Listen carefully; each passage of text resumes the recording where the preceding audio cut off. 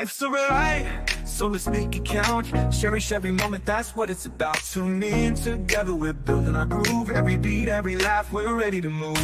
A little laughter, some love, we're soaring high. Every single episode reaching for the sky. News on the airwaves, spreading good vibes. Friends together, watch how our spirits rise. Kick back, unwind, leave the troubles behind. This podcast is gold, the treasure you'll find. With every word, we'll light up your day. Join the conversation, let's laugh all the way. A little laughter, some love, we're soaring high. Every single episode reaching for the sky. News on the airwaves, spreading good vibes. Friends together, watch how our spirits rise. Kick back, unwind, leave your troubles behind. This podcast is gold, a treasure you'll find.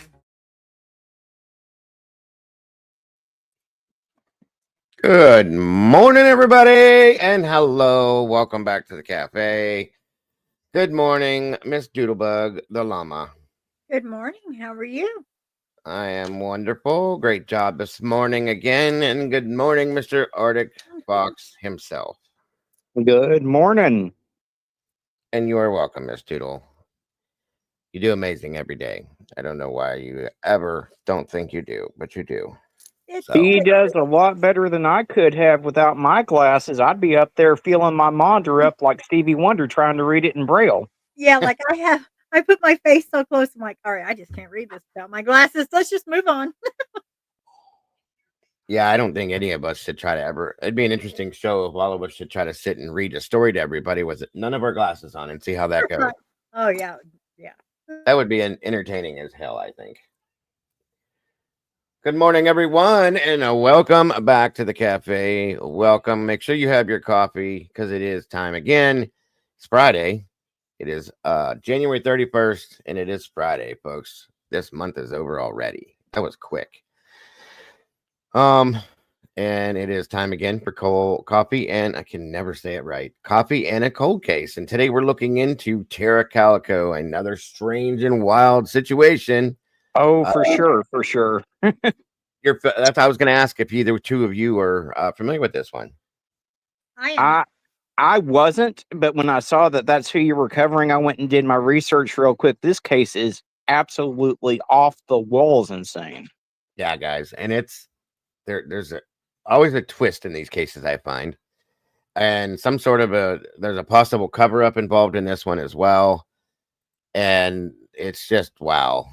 It's interesting as all hell. That's all I can say. And it's very nothing. It's been years upon years. Okay. Yeah, because the police came out at one point, I think it was like 2009, said they knew what happened, but they weren't going to prosecute without a body. They never released any names. Then in 2023, they said, oh, we are about to file charges. Everything's at the DA's office. Well, here we are. It's 2025 and no charges have ever been filed. So exactly. And there's a story, guys, behind this, that the sheriff involved in the original case that was looking for Tara, that his son may have been involved in her disappearance in some fashion. And it's like, wait a minute. So yeah, there's a lot of little things in this that stick out and go, they'll poke you if you're not careful, you know? So it's definitely interesting. I don't know. I have a nose.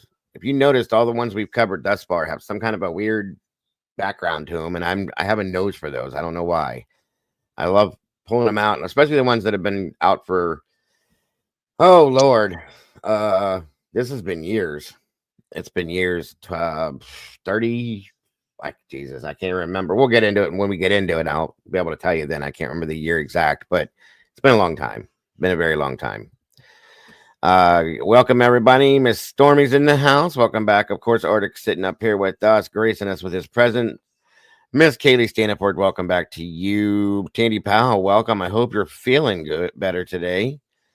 Lisa Joe, always a pleasure to see you, dear. Virginia Wolf, welcome back, my friend. Good to see you, brother. Mark and Betty, cheers and welcome to you. Great to see you today. Let's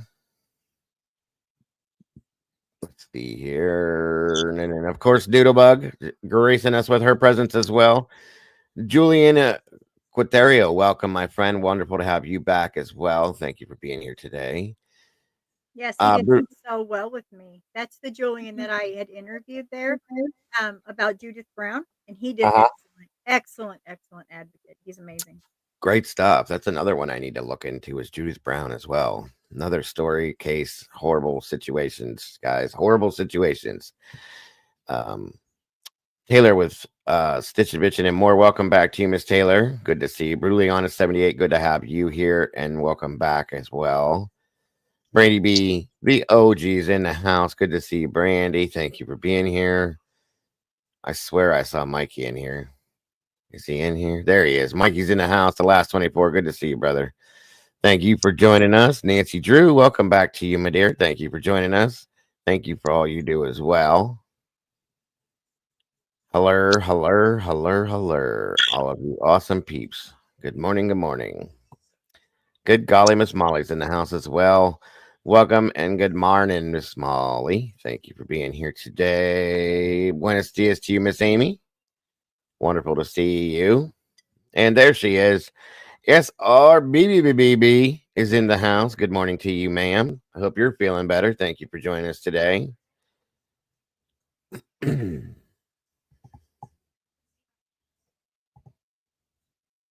Would ever consider weird stories like strange, mainly medical? I consider anything strange. Actually, I'm supposed to do, which I haven't had the opportunity to actually hit it. I'm gonna try tonight. I promise. We'll see. It's the boss lady that always gets me locked down as my wife. Friday nights I try to do the paranormal, creepy, and unexplained. Friday nights I haven't had a chance to hit it in a while, so I do very strange things coverage on those types of things. Kaylee, I always enjoyed doing that. There was a woman whose blood made the doctors and nurses made them what? You know, leave me on a cliffhanger, Kaylee? I remember that story. Her blood made them violently ill. They were passing out and everything else. Oh, wow. I heard something about that, I think. That anytime they would come near her blood, they would get sick and say, I think Yep. I have heard that story from somewhere. I don't know. I'll try, Tandy, but it's hard. Faint. Okay, gotcha. It's okay. It's okay. Yeah, I remember hearing that story. And yes, the next thing we do, because I still owe it to all you guys, is the Anunnaki. I promise that will be the first thing we do before anything if we do that. So it's coming. Yes, it's been over a month. I know. You don't have to remind me, Miss Molly. I gotcha. Come on in, everybody. We got 18 people in here. Please make sure to hit that like button and share this out if you will. Bring everybody in here so we can see the llama sticking her tongue out. Please. Everybody wants to see that. That is a llama, right? Yeah. Okay. That's a llama. What do you think it is? There's another animal I always get them mixed up. Alpaca or There you go. alpaca. Yeah. See? Yeah. It's just funny how you said that. That is a llama, right? Yeah. I mean, it looks like one. Yes, it is. I don't know. I'm goofy, and I may have gotten that and the alpaca mixed up. I Yeah, didn't know. you did because this mama spit. They just spit. They're so gross. They're like, Yeah. you're like, hey, how are you doing? And they just split. They're nasty. Yeah, They are nasty. That is for sure nasty. I think it's been over. It's been, Mike. It's been over a month. I know it has. Buenos dias, Miss Pink. Good to see you. Thank you for being here today. Auctioneer. Oh, did I start talking fast again? And Kaylee, I've covered the Jameson case. If it's the one out of Oklahoma that you're talking about, that's a wild one too. Jameson case. I don't know if I know that one offhand, but I'll have to look into that too. But thank you guys for those of you that popped over and supported Mom last night for her show. I've seen a bunch of you guys there. That was awesome. Appreciate you guys very much. It was a good show until I started falling asleep and I had to go to bed. And I don't know how long it carried on after that, but it's always fun over there. Miss Duchess showed up and it was a very interesting show. Yeah. Mom always knows when she's on her own platform, she holds no bars. She doesn't hold back, and I love that. And she just lets it all out, and I think that's awesome. So, oh, speaking of, since I'm gonna start doing this, I'm trying to make everything structured and scheduled and all that with this stuff. That's me. It's been driving me nuts that it hasn't been. So I'm gonna try to do everything in a certain type of way every time I do certain shows and so on and so forth. So first and foremost, before we do the Tara Calico situation, I want to start off with these, especially this one. This one was sent to me by Mom this morning. Missing person we have out of Banks County. Miss Marie Campbell. She's female with brown eyes, brown hair. She's 62 years old. 5'7", 135 pounds, and was last seen wearing a dark plaid shirt, dark pants, dark shoes, and she was last seen on Monday, January 6th of 2025.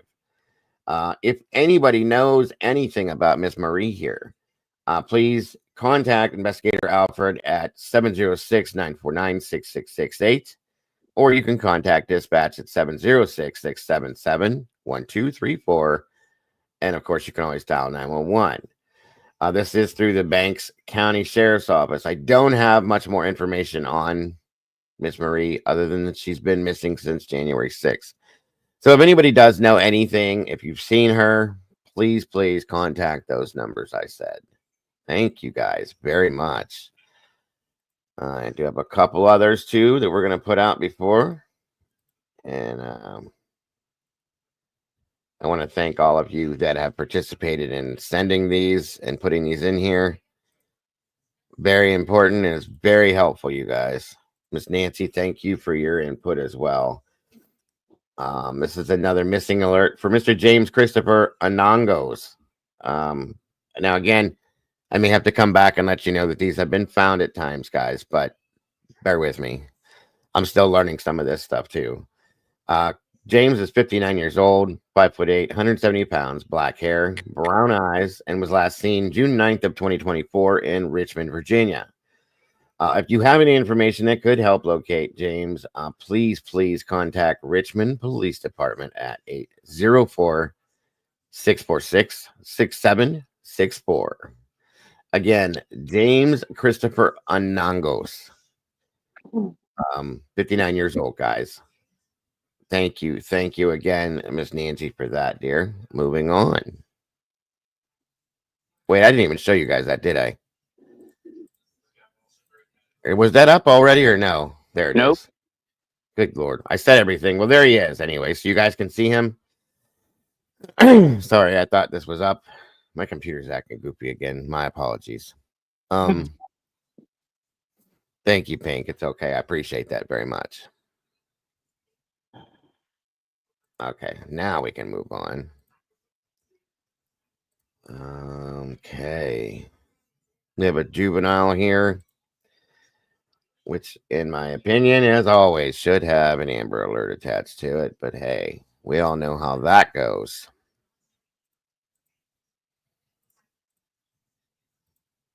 All right. Christopher Marrero, 13 years old, male, 5'5", 115 pounds, black hair, brown eyes. Christopher was last seen on January 28th of 2025, which was just a few days ago, at his home on the 3100 block of Independence Road in Fairview, New Jersey. He's known to frequent Centerville, Fairview, East Camden, and Philadelphia. He was last seen wearing a gray and black hooded sweatshirt, black sweatpants, and black shoes. If you have any information whatsoever leading to where Christopher could be, please contact the Camden County Police Department at 856-757-7042. Again, Christopher Marrero, 13 years old. Now, again, I may have to update, like I said, of whether or not these people have been found, and I will let you know when we find out for sure. Thank you again, Nancy. These green ones here, guys, are Miss Nancy Drew has been putting these in, and I greatly appreciate that so very much. Very much. Now, this one also came from Miss Nancy.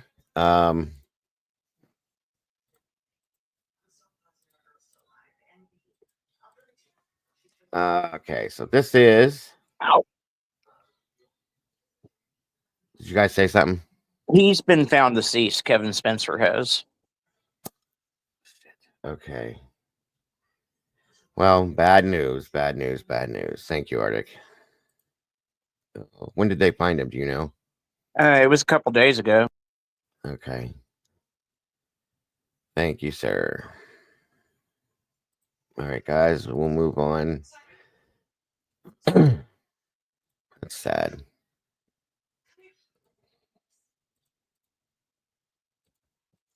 How about Jeffrey Bratcher here? We have Jeffrey Bratcher out of Ocean Shores, Washington, last seen June 15th of 1974. Very cute little guy. If you look over here, you can see the age progressed photograph, folks. At the time that he went missing, he was 7 years old, 3'9" and 45 pounds. Jeffrey Michael Bratcher was last seen on June 15th of 1974, playing near a picnic area inside of Ocean City State Park in Ocean City, Washington. He was last seen wearing plaid slacks, a white jersey with the color navy number 33 on it, a blue jacket, white tennis shoes, and a blue sailor hat.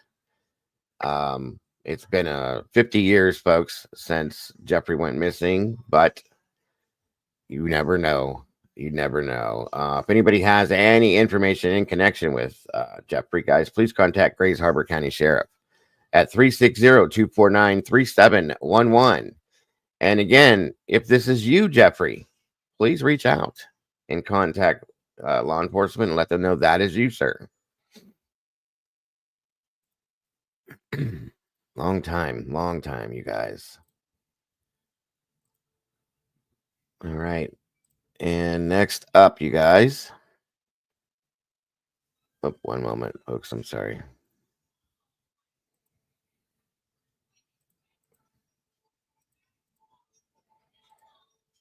We have Miss Valerie Guccia.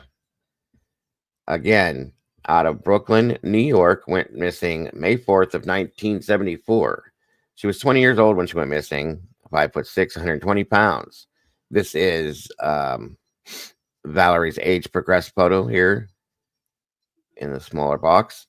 Valerie Lorraine Guccia was last seen outside a discotheque at 96th Street and 3rd Avenue, New York City, getting into a vehicle with two unknown males. She was last seen wearing a plaid coat with a fur collar, a striped polo shirt, camel pants, and black boots with studs on the side. Valerie has a scar on her left calf. If anybody knows anything about what could have happened that night to Miss Valerie, or even now, guys, please contact the New York State Police at 1-800-445-2500. Another long time missing scenario. That's too long, guys. Too long. Needs to be answers for some of these people and their families. Okay, and we have one more. I like to put these out if possible when we do the cold case show, because these are cold case missing as well, and they've been missing for a long time, a lot of them. So, all right, here we go.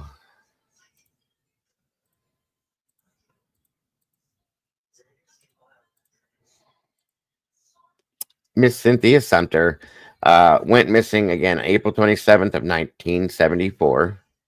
This is her. She was age 5, 3'8", and 55 pounds at the time she went missing. This would be Cynthia's age progressed photo here.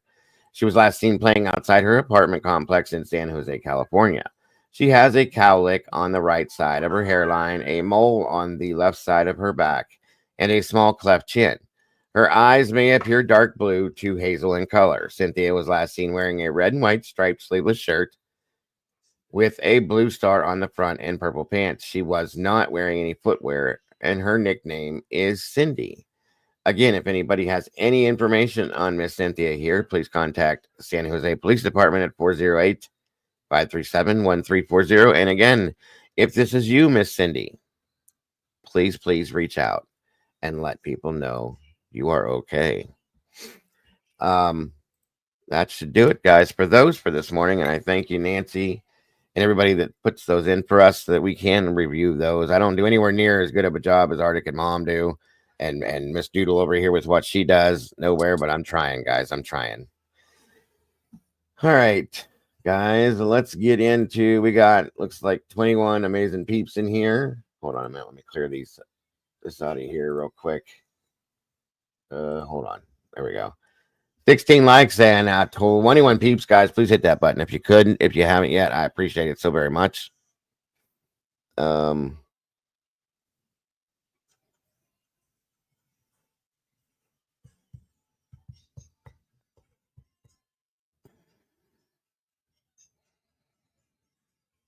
Let's see.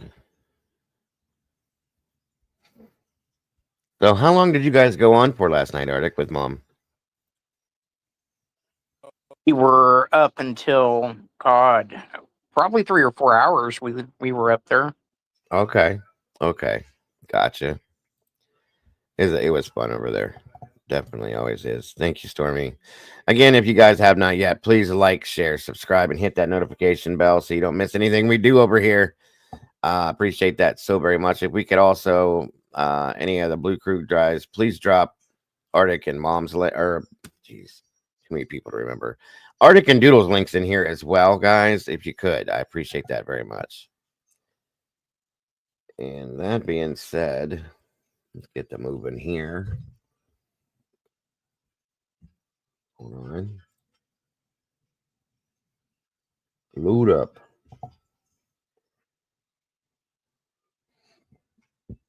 Did you guys see where they're blaming the as this is loading, blaming the helicopter pilot for that scenario over there in the Potomac? The pilot of the helicopter, I should say. I just read that story a little bit ago. Yeah, I don't really see how they can blame anybody because That's what I was gonna say. Of that, of that what's going on up there. Somebody didn't alert somebody fast enough, in my opinion. I thought it was the tower. That was my thought, but yeah, how could they miss that? I mean, wouldn't there be some kind of something that says, "Hey, these wait, they're going the same way"? Well, I think it's based on the information they pull. They retrieved both the black boxes from the water, and I think that's where they're getting this from at this point. Oh. So I don't know. It's either it doesn't matter. There at this point, there's no reason in place and blame. It's just it's horrible. The whole thing is horrible. So. All right, guys, here we go. Let me get this set up for you and we will get moving. Oh, there you go. That makes sense then, because the helicopter pilot took the responsibility of saying he could see the plane. Aha. That explains that. Thank you, SRB. Okay, maybe we'll check that out towards the end of this. Absolutely. Thank you, SRB, very much. I will definitely look at that. All right.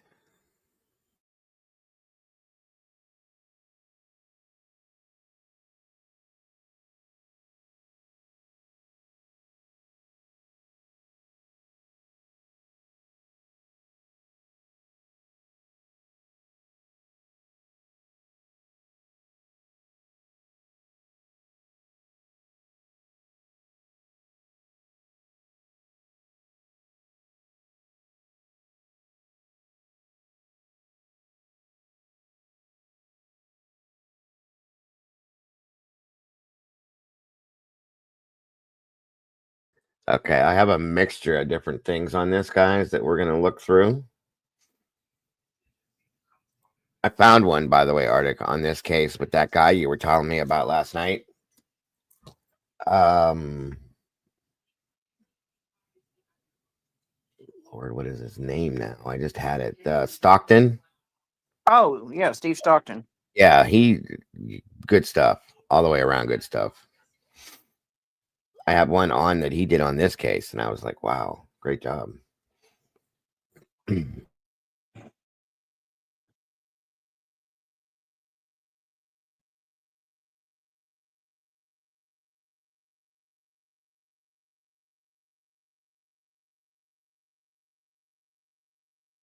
Sorry, guys. Loading a little slow. Give me a moment here. I'm sorry.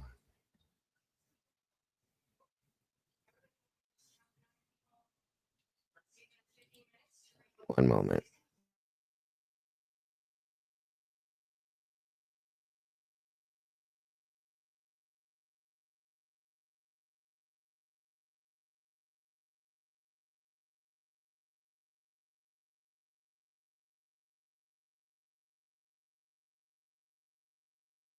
I think I might actually start this off with what Mr. Stockton did. He did a great job, guys. I very much like how he does his stuff. So let's check this out.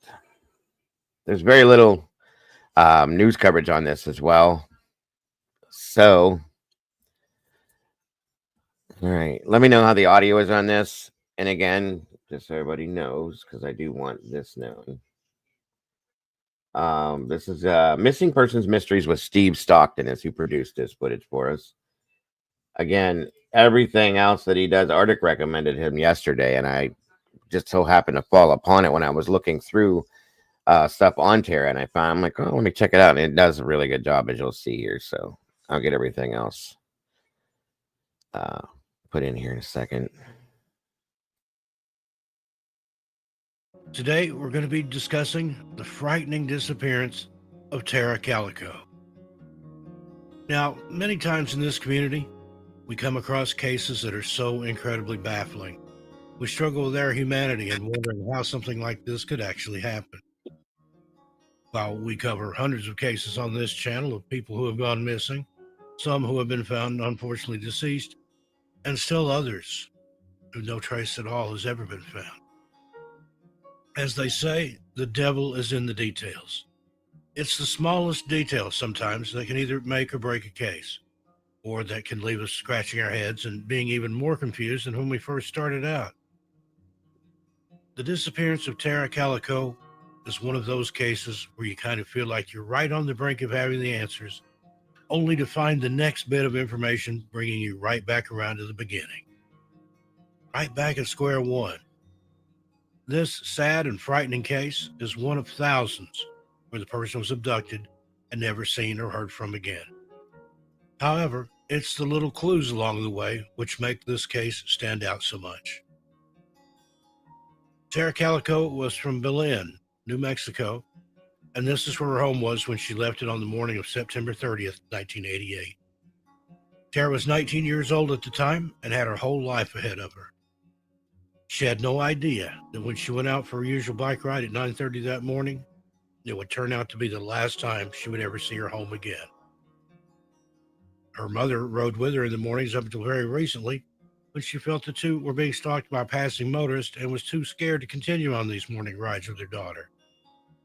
This would be a strange and sad coincidence and foreboding that neither mother nor daughter had any idea would be so relevant and possibly close to the truth until it was too late. As far as they were concerned, this day was no different than all the rest. A perfectly ordinary Tuesday morning, or so it seemed. Tara refused the mace her mother suggested she carry along with her following the alleged stalker incident, and insisted her mother was just being paranoid. Tara had a date to play tennis with her boyfriend at 12:30 that afternoon, and asked her mother to come and pick her up if she wasn't home by noon. When 11:30 hit and still no sign of Tara, her mother, Patty, set out to go and pick her up as planned.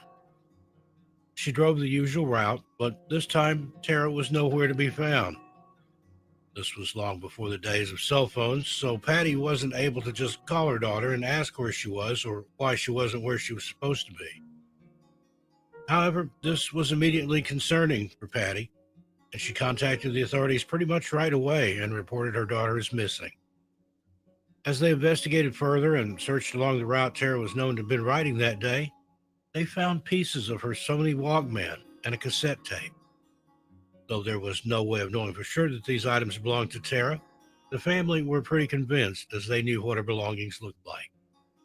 Tara was a creature of habit and brought along the same Walkman cassette player and tape with her almost every single day. Tara's family believed that she might have purposely dropped these items to not only mark her trail, but to alert whoever came looking for her that she was in some kind of danger. After all, there would be no other reason for her to have just left her stuff broken and lying on the side of the road. During the investigation, several people came forward and said that they had indeed seen Tara that morning, riding her bicycle along the route where her items were later found.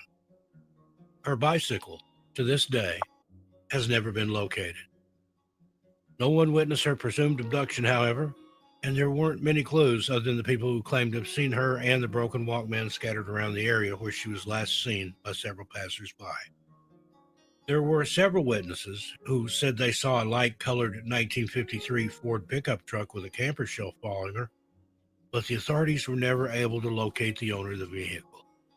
It's unknown whether or not it is connected to Tara's disappearance. Tara's case went cold fairly quickly, and her family and loved ones were left with no answers, and the perpetual fear that Tara would be found deceased somewhere, along with the perpetual hope that she would once again come walking through the front door someday. That brings us to June of 1989, when it seemed that new life was breathed back into the case, when terrifying new evidence was possibly found in the parking lot of a convenience store in Port St. Joe, Florida. A photograph was lying on the ground between two vehicles. The woman who found the photo said it was found in the parking space of where a white windowless Toyota cargo van, driven by a man with a mustache believed to be in his 30s, was parked when she arrived at the store. However, despite the police setting up roadblocks in an attempt to intercept the vehicle, the man was never caught nor brought to interrogation.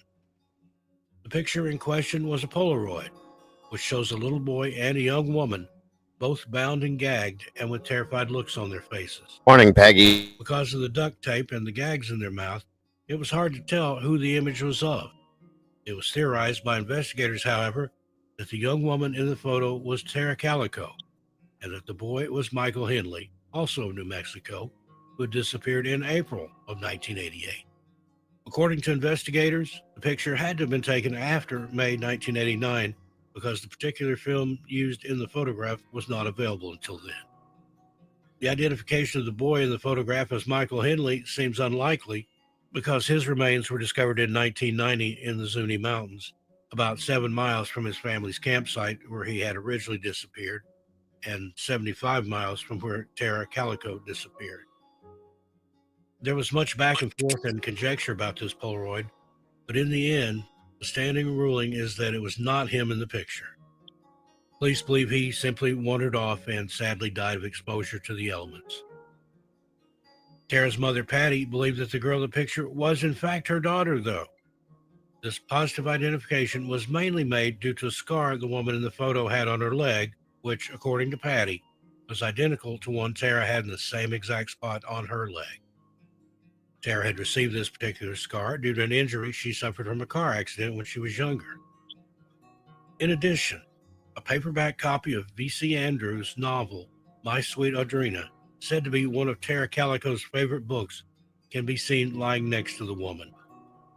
Scotland Yard analyzed the photo and concluded that the woman was Tara, but a second analysis by the Los Alamos National Laboratory disagreed.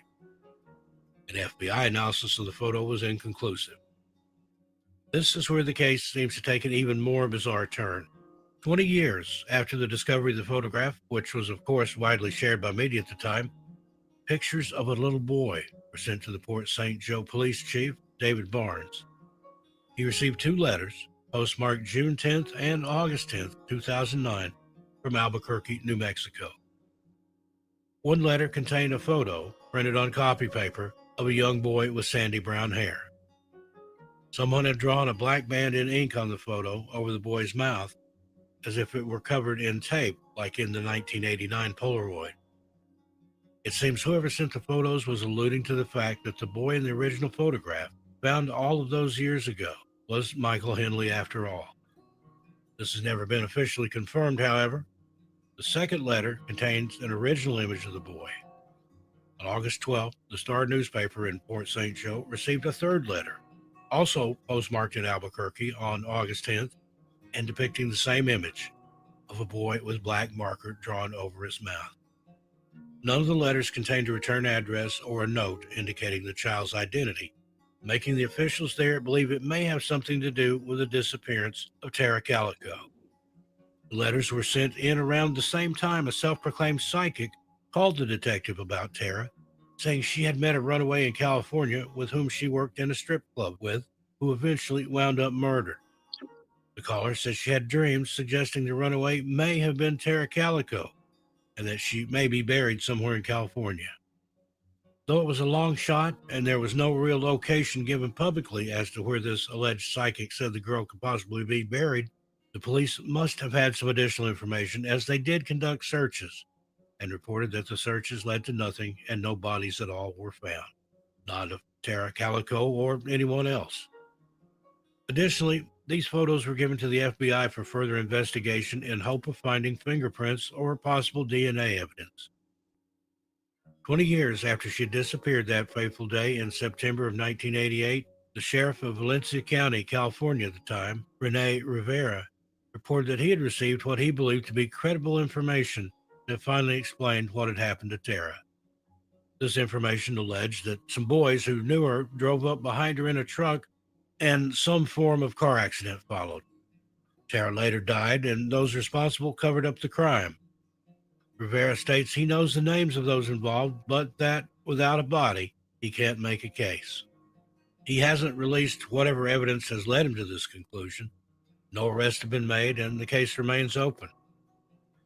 Tara's stepfather, John Dole, has disputed these claims, saying that the sheriff should not have made these comments if he was not willing to arrest anyone, and that strong circumstantial evidence should be enough for conviction.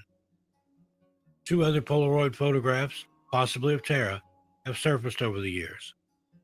The first was found near a construction site in Montecito, California, and in a blurry photo of a girl's face with tape covering her mouth and light blue striped fabric behind her, similar to that on the pillow in the Toyota van photo. It was taken on film that was not available until June 1989. The second photo shows a woman loosely bound in gauze, her eyes covered with more gauze and large black framed glasses, with a male passenger beside her on an Amtrak train. For this photo, the film used was not available until February 1990. Tara's mother believed the first one was Tara, but thought that the second may have been some kind of sick joke. Her sister stated, "They had a striking, uncalming resemblance. As for me, I will not rule them out. But keep in mind, our family has had to identify many other photographs, and all but those 3 were ruled out." In October 2013, a 6-person task force was established to reinvestigate the disappearance. As of 2017, no arrest had been made and the case remained open. On October 1st, 2019, the FBI announced that they are offering a reward of up to $20,000 for precise details leading to the identification or location of Tara Lee Calico and information leading to the arrest and conviction of those responsible for her disappearance.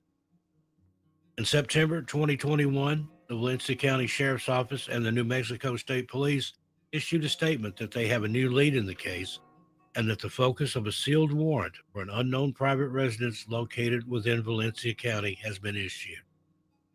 However, no further details were provided, and there have been no additional updates since that time. So, what happened to Tara Calico?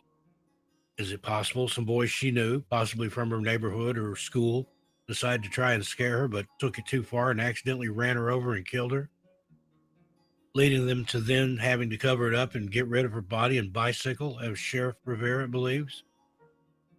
If this is the case, then why wasn't the witness or witnesses who allegedly came forward to him with this information been called in to testify? As Tara's stepfather stated, the circumstantial evidence should have been enough for conviction. Is it possible that her mother was right and perhaps someone had been stalking the 2 of them and saw Tara alone, deciding to take the opportunity to abduct her right there on the side of the road? Were any of the bizarre photographs handed in actually of Tara? What was the new lead in the case back in 2019, and why has nothing ever come of this alleged search warrant on the private residence?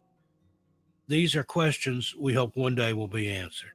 If for nothing else, then that Tara's family could at least begin to heal. Maybe one day justice will be served and the facts of what happened to young Tara Calico all those years ago, when she was simply going for a bike ride and listening to some of her favorite music in her Walkman, will come to light and someone will be held accountable. As always, we'll bring you any updates that come to light as soon as we receive them. Well, there you have it, folks. What do you think of this bizarre disappearance? I look forward to reading your comments, but please keep it friendly and respectful. In the meantime, be good to yourselves and each other, and I'll see you just a little farther on down the trail. Oh, there we go. That's Mr. Stockton's version of this. And I think he does a great job with it. I really do. All right, guys, give me a minute here. Just an odd question, but you know how I am with details. Arctic, that car in Dago's background there. What kind of car do you think that is? I can barely see it. I see a wheel of a car. You don't see like the front. I don't know. It just caught my attention. I was like, I wonder what that is. Because it kind of looks like could be a Honda. I'm sorry, I'm a car person. I can't. It does look like a Honda. If I could see Yeah, the front end of it, I could tell you better. yeah, It's either a Honda or maybe even a BMW.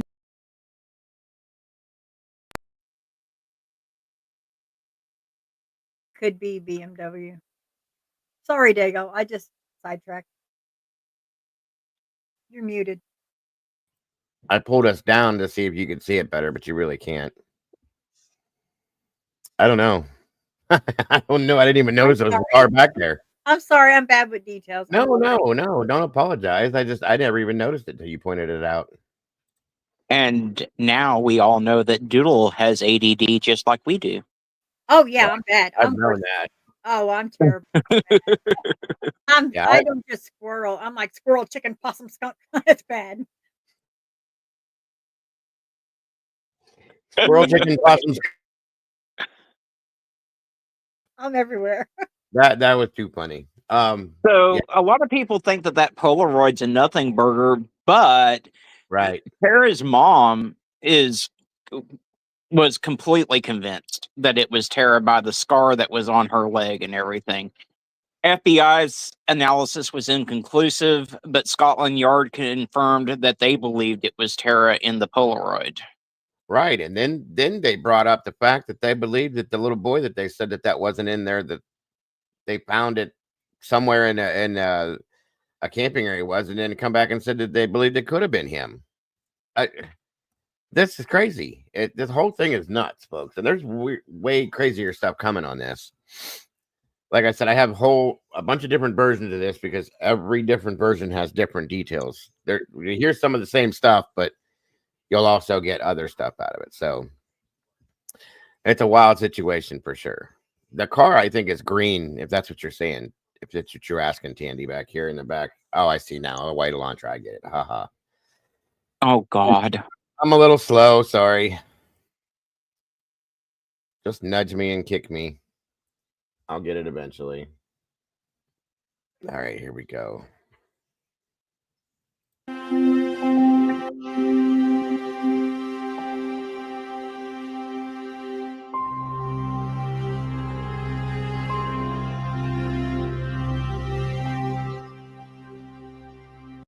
As fierce.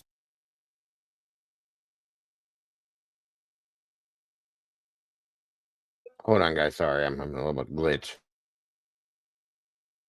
Independent and outgoing, was open-minded, athletic, and passionate about her place within her own world. Her deep-rooted connection with exploration and self-discovery, as well as her inclination to engage with the arts and make a positive impact on her peers, was cut short by an unexplainable, unsolved disappearance in the late morning hours of September 20th, 1988. Leaving all who knew her across Belen, New Mexico, and the entire country at large Exotic grasping for answers in a sea of evidence that drowned us all in doubt. In the hope of providing more substantial reasoning built upon observable evidence and situational analysis, this is an examination of the disappearance of Tara Calico and the suspicious Polaroid discovered in Port St. Joe, Florida, that may or may not give a window into her undetermined fate.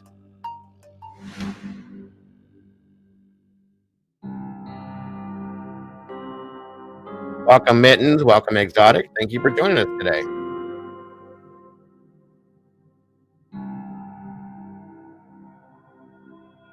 Tara Calico was born February 28, 1969, to parents David and Patty Calico in New Mexico, the land of enchantment. Whoa. I hope that all worked out well. I hope you're feeling better. Lord. I hope everything's okay and you're healing up good. Just take it easy and get yourself back to 100%. Please take care of yourself. It's wonderful to have you back. Grateful to have you here. In an ordinary world, Tara was an adventurous young girl and grew up exploring the great outdoors, joined by her siblings and friends around the area. During childhood, her mother and father divorced, and Tara remained with Patty, who remarried to John Dole and moved to Belen, another regular New Mexico suburb.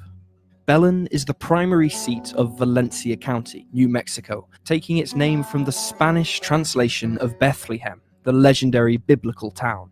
It's the transportation hub of the greater Valencia area, and primarily a Catholic and Christian demographic.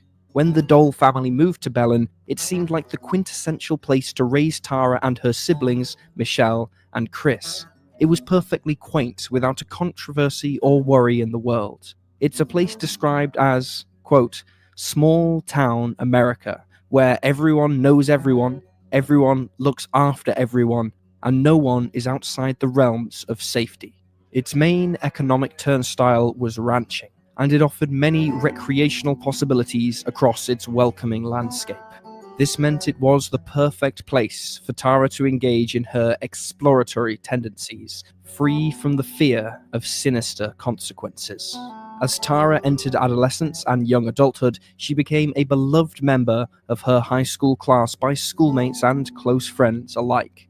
They described her as an athletic yet highly intelligent individual with an innate kindness not often seen from children her age. She was admired by her peers and revered by her teachers, who noticed her undying responsibility and knack for extreme organization, a trait that would be highlighted after her disappearance. A story told by Melinda Escobel, a friend of Tara's, described her as a friend to anyone. Melinda had joined the marching band in high school and, at the time, had no one else to confide in or hang out with in the band. When Tara saw Melinda sitting by herself one day, she took this new girl into her circle of friends despite knowing nothing about her, a selfless act of building a better atmosphere for her peers, and a memory that stuck with Melinda well after the fact. After high school concluded, Tara decided to attend college and study psychology, a subject that always fascinated her. She chose the University of New Mexico Valencia branch, which also happened to be Melinda's school of choice as well. The two would see each other frequently and often spoke during moments of freedom. It was around this time that Tara also started dating former high school classmate Jack Cole, a captain of their football team and well-liked student athlete. The two met at a social event with mutual friends after they graduated and started a relationship soon after. They always talked about traveling the state and country together and often stayed active while dating. This was the preferred lifestyle for Tara, who was a religious biker and outdoor enthusiast. And sadly, it was the first domino to a fateful collapse, when, on September 20th, 1988, Belen, New Mexico would forever be transformed from the idyllic American community to a dark spot of mystery, tragedy, and controversy.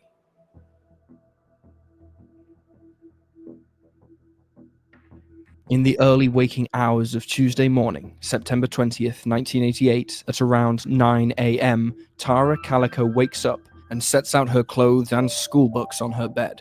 She preps to leave her Belen, New Mexico home to ride her bicycle along New Mexico State Road 47, a daily routine frequented by Calico and her mother, Patty.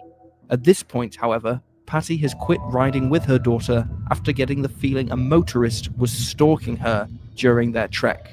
She urges Tara to ride with mace hidden on her person, but Tara rejects the idea. Sometime after 9:15 a.m., Tara asks Patty to come pick her up along the highway if she hasn't returned by noon. When Patty asks why, Tara reveals that she intends to play tennis with her then-boyfriend at 12:30 p.m. that day, followed by college classes at 3:30 p.m. At about 9:30 a.m., Tara leaves her house on her mother's bicycle, a 10-speed pink Huffy brand, due to her own bike having a flat tire. The neon bike also came with yellow control cables and sidewalls. Very distinguishable characteristics. This would be Tara Calico's last confirmed contact with her friends or family. Over the next 2 hours, between 9:30 a.m. and 11:15 a.m., Tara bikes approximately 17 miles to the Southern Railroad tracks outside of town, her usual route. The ride is assumedly normal without hassle, and she turns around to start the ride home so she can get ready for her tennis date. At around 11:30 a.m., Tara is seen on the pink bicycle riding northbound towards her home by two unidentified ranch hands along State Route 47. Nearly 15 minutes later, at 11:45 a.m., three men drive southbound on the other lane of the 47. They are driving home from a hunting excursion and pass by Tara on her bicycle. However, they notice something very eerie, as a white pickup truck tails her very closely. They note Tara is listening to music on her Walkman with headphones, and seems ignorant to the pursuant truck behind her. Not long after the second sighting, another driver in the south lane passes Tara and also witnesses the white truck tailing her, just under 5 miles away from the Rio communities. This driver claims he noticed the ominous truck contained multiple occupants and not just a solo driver. This is the last confirmed sighting of Tara Calico. 5 minutes past noon, Patty Doyle stays true to her word and sets out to pick up Tara per her daughter's request. She drives up and down the railroad tracks both ways along Route 47, but makes no sighting of her daughter or the pink bike. Patty even calls a nearby hospital to check and see if Tara had an accident and was admitted, but no one matching her description is accounted for. Patty then rounds up a few of Tara's friends to help search, but not a trace is. Welcome, Virginia. Good to see you, my friend. Anybody else that has popped in that may be out and in there lurking, appreciate you guys joining us as well. Please make sure to hit the like button, share it out if you can. I appreciate you very, very much. And I'm gonna move on. Is found. They finally give in and call the Valencia County Sheriff's Office, where a police search party begins. The following day, on September 21st, the search team discovers a set of bicycle tracks on the west side of Route 47, 4 miles from the Rio communities and even closer to Tara's last sighting. The bike tracks veer from the side of the road onto a soft shoulder and towards a location about 100 yards away from the highway. The location has actual tire tracks, as well as a fresh oil slick. From here, police find a trail of footprints that leads them to their biggest find in the case thus far: Tara's cassette tapes of the rock band Boston, the broken front plastic window piece to the Walkman device, and empty beer cans strewn about. Between September 21st and the 23rd, law enforcement doubles their search efforts around State Route 47. On Saturday, September 24th, investigators find the remaining pieces to Tara's broken Walkman around the entrance of John F. Kennedy Campground at the base of the Manzano Mountains. The area is remote, unpopulated, and only 20 miles away from the initial discovery. Throughout that same weekend, the Ventura County Sheriff's Office dispatches more than 300 air and land searchers to patrol the river and Manzo Mountains, but find nothing out of the ordinary and retreats on Tuesday, September 27th. In the following days and weeks, authorities seek out any and all witnesses to Tara's final bike ride on the 20th. They find 7 people who claim to have seen Tara, 5 of which also claim to have seen the white pickup truck following her. 4 of these individuals are even hypnotized in an attempt to pull more details, but nothing concrete is learned. Law enforcement also eliminates possible evidence such as a biking water bottle found in a nearby yard, a patch of uneven dirt alongside Route 47, a connection to the September 1985 disappearance of Deborah Lansdell, and 3 men who were found drinking beer in the back of a pickup truck soon after Tara's vanishing. Their alibis? The beer they were drinking was Budweiser, and the empty beer cans found near Tara's broken Walkman were Old Milwaukee. 1 month later, on October 25th, lead investigator Sheriff Lawrence Romero tells the public their main suspect. Now, I want you guys to remember this guy's name here, Lawrence Romero. This was the sheriff at the time that this went down. Remember his name and that he does have a son. I'm going to leave it at that for right now. Suspects are believed to be 2 males based on the report that the white pickup truck was seen with 2 men inside. The driver is described as 35 to 45 years old, white with red hair, standing 5'9" to 6 foot and weighing 200 pounds, and most interestingly, with wrinkles between his eyes and temples. The truck itself is detailed as a white 1950s to 1960s Ford pickup model with a camper shell, chrome hubcaps, large tires, and the Ford emblem spelled in smashed red glass letters. Its license plate starts with WBY or WBZ and ends in the number 6. Again, weeks go by, and hundreds of calls and hotline tips pour in regarding the suspect and the vehicle announcement made by police, leading to a few interviews, but no arrests are made, and the case begins to grow cold. On June 15th, 1989, an unnamed woman in Port St. Joe, Florida, comes to police with a Polaroid photograph she found in the parking lot of a convenience store. The picture displays a young female adult and a young boy duct taped at the mouth and bound at the wrists, laying in the back of a van. Okay, so the book laying there is My Sweet Audrina by B.C. Andrews. For whoever noticed it and couldn't make it out, that's what that book is right there. It's a B.C. Andrews book. You can't mistake it. And it does say My Sweet Audrina. I knew what it looked like because my mother had it and I read it, but I just was making sure. So yeah, that's what the book was. This Polaroid is broadcast across the country, and relatives of Patty Dole call her to inform her that the girl in the disturbing photograph bears a striking resemblance to Tara. Patty flies to Florida. And I don't know. I kind of wanted your guys' opinion. I can see it. Hold on here. Cast across the country, and relatives of Patty Dole call her to inform her that I can see the resemblance, okay? If you look at her eyes and her nose, she's obviously in distress. It at least looks like she's in distress, okay?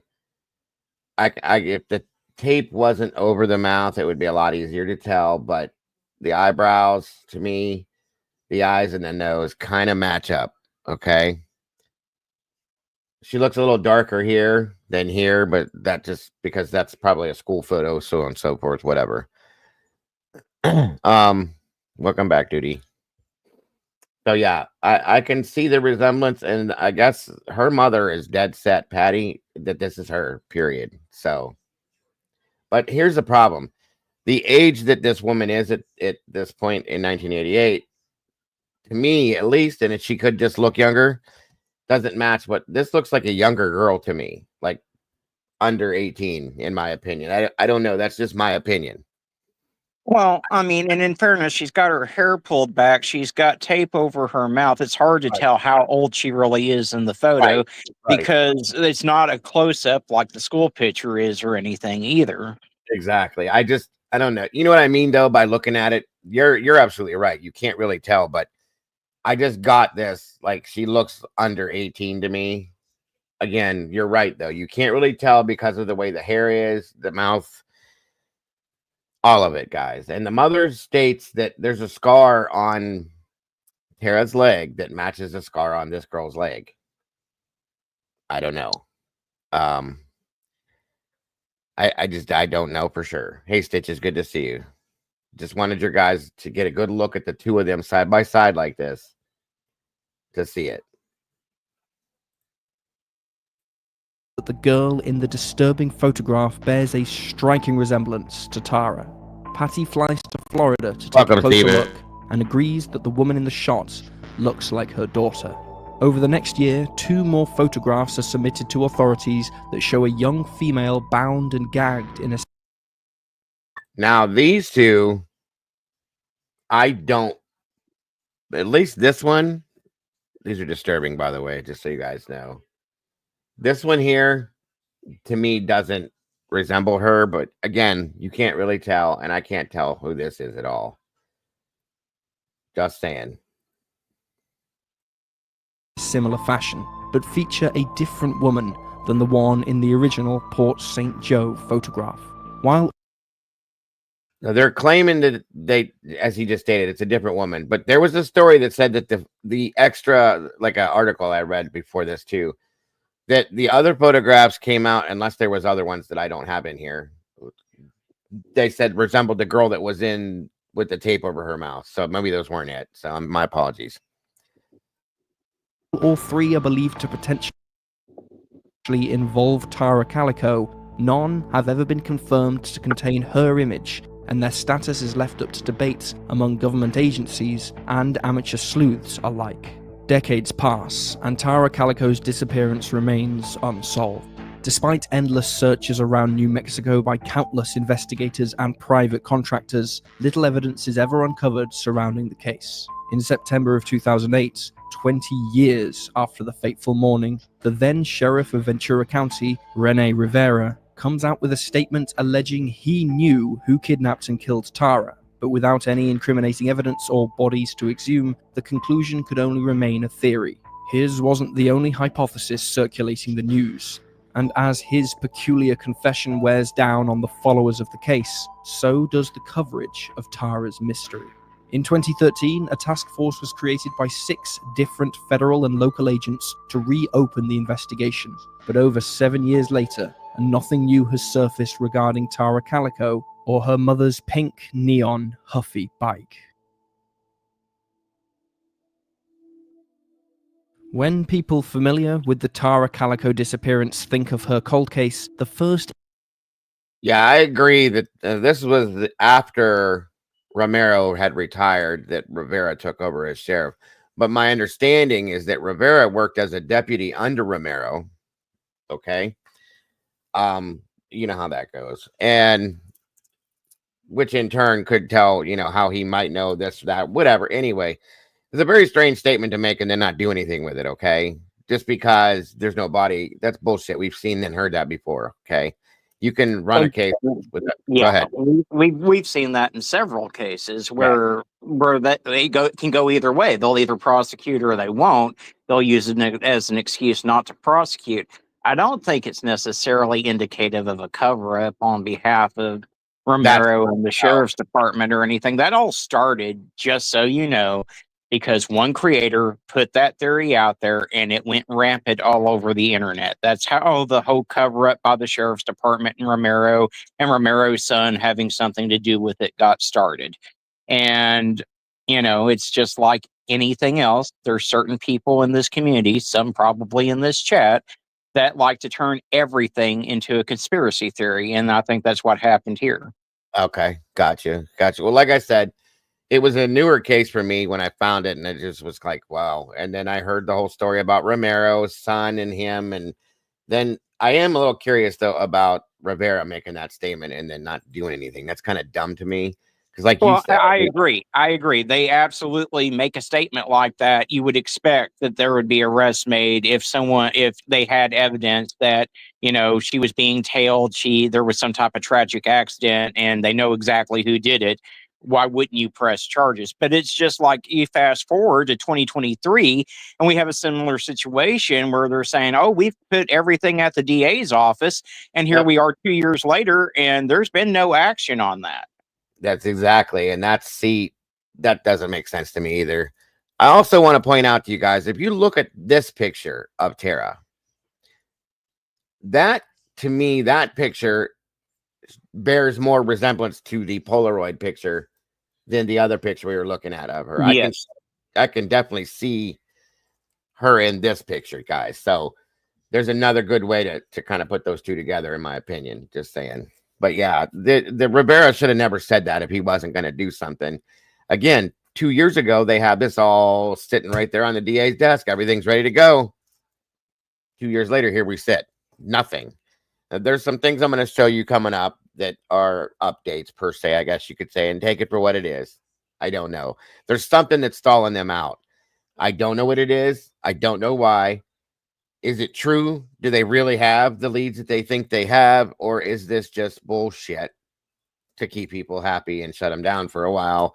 Or is it just them running into walls? I don't know. But Well, and when they came out with the whole theory about the accident, that it was teenagers and a truck involved and blah blah blah, but they weren't going to press charges. Mhm. Her stepfather was irate, and I don't blame him. He came out and said, "Why would you even put something like this out if you're not Right. going to follow through and take action on it?" And they've done that more than once. Yeah, That happened. Rivera says what he says. We have this situation, and it just keeps happening. Yeah, I agree with you. I don't blame the stepfather. Like, either do something or shut the hell up and sit down. You know, it's ridiculous. It's been long enough. It's been 30 some odd years, guys. Come on, let's put an answer out there and give these people some closure. It's enough. So there's definitely some twists and turns here. You know, I don't know what you guys have picked up on yet, what you think, whatever, but we'll get there at that once we get through this. You still here, Duty?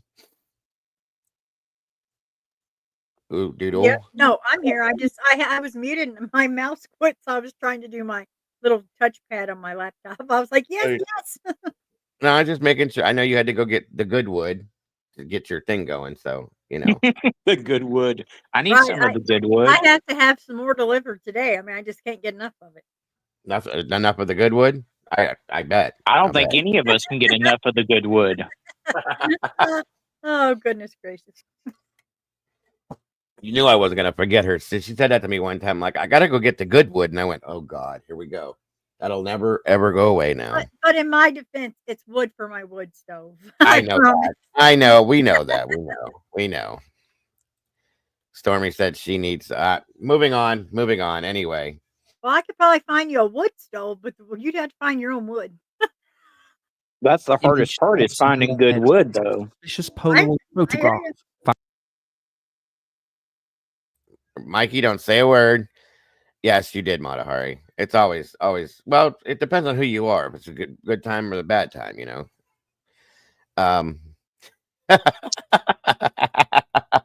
Oh, there he is. I knew he was gonna say something.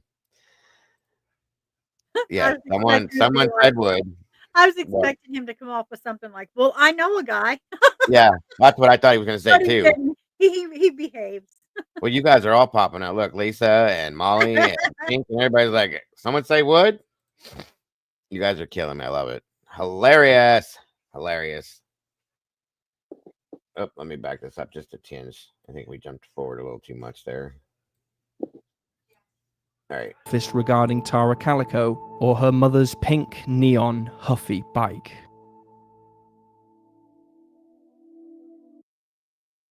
A suspicious Polaroid photograph found by a woman at the Port St. Joe's convenience store in June of 1989. As previously mentioned, the picture appears to show a young woman and a little boy held against their will, trapped in the back of a van without an identity or story. After the woman turned the Polaroid into the police, she mentioned that the parking spot where it had been found was actually occupied by a white Toyota van when she arrived at the store, leaving seconds before her return to the parking lot. The woman was able to catch a quick glimpse of the driver and stated he was middle-aged and mustached. He didn't have any eyeballs. Whoa. That's wild. I've never seen one of these before. Probably in his late 30s. Immediately, the suspicions of the photo began to click. The white van could What did you say, Doodle? easily be the van that my God. houses the bound woman. Shouldn't be hard to spot. He has no face. Right. Yeah, I've never seen anybody put thing up without eyeballs. That's different. But hold on. All right, let's do that part again. Wait, is that's like Smoking a Bandit? Look at that mustache. But you know, back then, I mean, that's all they had to go off of. Yeah, it almost does resemble Burt Reynolds. Yes, that's Burt Reynolds. It's the hairstyle, I think, and the mustache. All right, guys, here we go. And mustached, probably in his late 30s. Immediately, the suspicions of the photo began to click. The white van could easily be the van that houses the bound woman and child from the image. Could this van be the source? Could the driver be the kidnapper? Or could this all be a prank? The woman, authorities, and local newscasters didn't think so. They started investigating right away, and sent the Polaroid to A Current Affair, where it was nationally televised. Now here comes the connection to Tara Calico. Friends of the Dole family watched A Current Affair and felt that the Port St. Joe picture's female subject bore a striking resemblance to Tara. They telephoned Patty and John, who didn't hesitate to study the picture themselves. Patty slowly but surely came to understand that the lady in the photo was her daughter.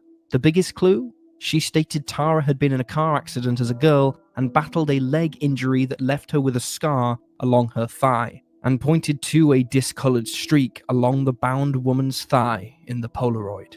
Not only that, but if one looks closer at the image, one can make out a book sitting next to the woman. The book in question was My Sweet Audrina by V.C. Andrews. Now, at this point, folks, I had to wonder. The odds that this girl in this photo is going to have this book, being that this is her favorite book, is this a setup? Is this something that somebody knew? Or is this just a huge, huge... I mean, this woman that found this Polaroid had nothing to do with any of this. She just found it, okay? And here we have this. That was her favorite book. I can't imagine a kidnapper giving this girl her favorite book to read. I just can't, okay? But you never know. I had twisted, like, I went two different ways with this, and I couldn't quite get it, okay? It's very strange to me. Either somebody did this on purpose and put that book in that picture just to say, hey, this is her. You know what I'm saying? I don't know, SRB. That's another thing. Being BC Andrews' books are a little dark, okay? And no, you're okay. You're okay. I know what you're saying. It's all right. But SRB had another point. I was looking at that situation too, because the BC Andrews stories have a background of darkness behind them, okay? The things that go on in these stories are just not the way they're supposed to be. And I wondered that too, you know, with the boy and the girl there, so on and so forth. That was another thought too. I went through a whole bunch of different mindsets on this, trying to separate them and figure out which sounded most realistic. It was just really hard to gather that that book would be in this picture if that wasn't her. And if it is, how did they know that? Or did she say, hey, can you give me a book, blah, blah, blah? But I can't imagine a kidnapper doing something like that. That's the hard part. So just saying, there's those thoughts too. I don't know, but something to think about. Coincidentally, or maybe not, one of Tara Calico's favorite books by one of her favorite authors. Investigators on Tara's case agreed that there were enough similarities to warrant professional analysis, and multiple agencies took a closer look.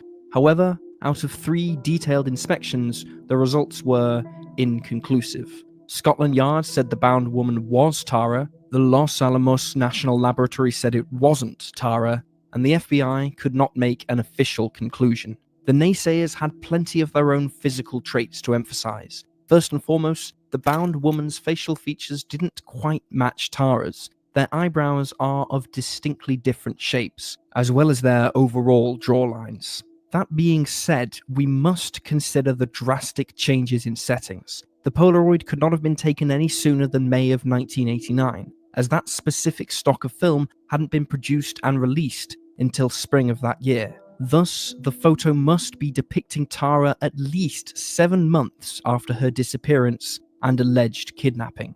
A lot of physical change can happen in that time span, including weight loss that affects the jawline and a lack of hygiene and eyebrow maintenance. But perhaps more importantly, the Polaroid scenario would include months of being lodged in a tight space, months of anxiety, months of stress. Of course, there will be noticeable differences to studio-lit makeup and styled portraits most used to compare Tara to the bound woman. These are arguments to both sides of the equation, but ultimately there is too little information in the Polaroid to make an affirmation regarding Tara. Of course, there is an entirely separate mystery in the Port St. Joe photograph as well. The little boy laying next to the bound woman deserves equal attention.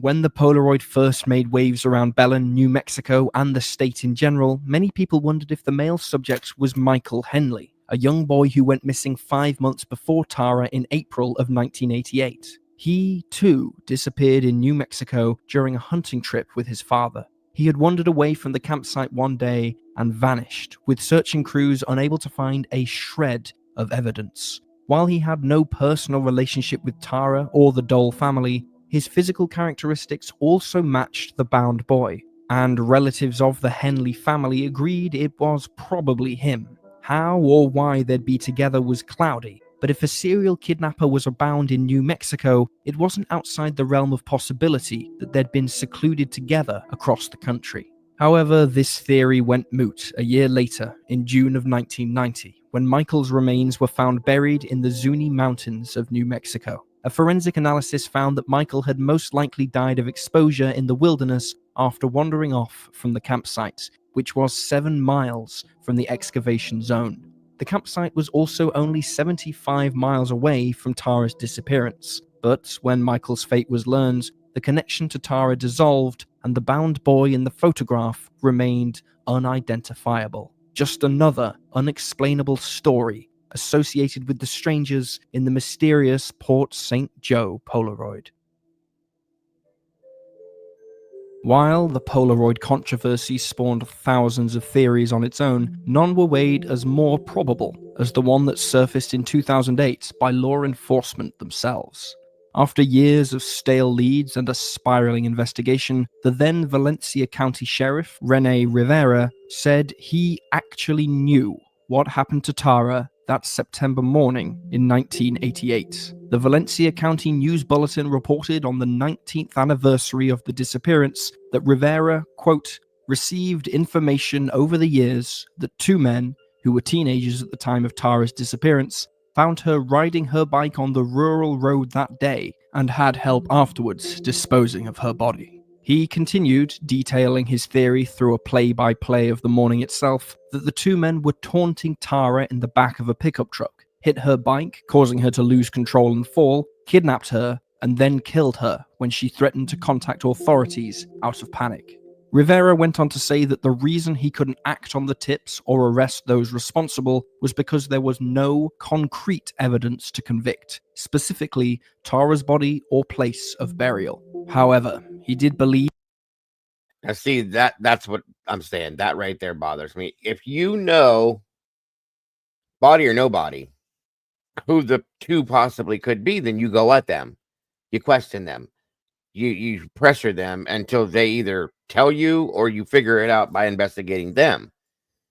You just don't give up because you don't have a body of the victim, guys. That makes no sense to me at all. And it never has.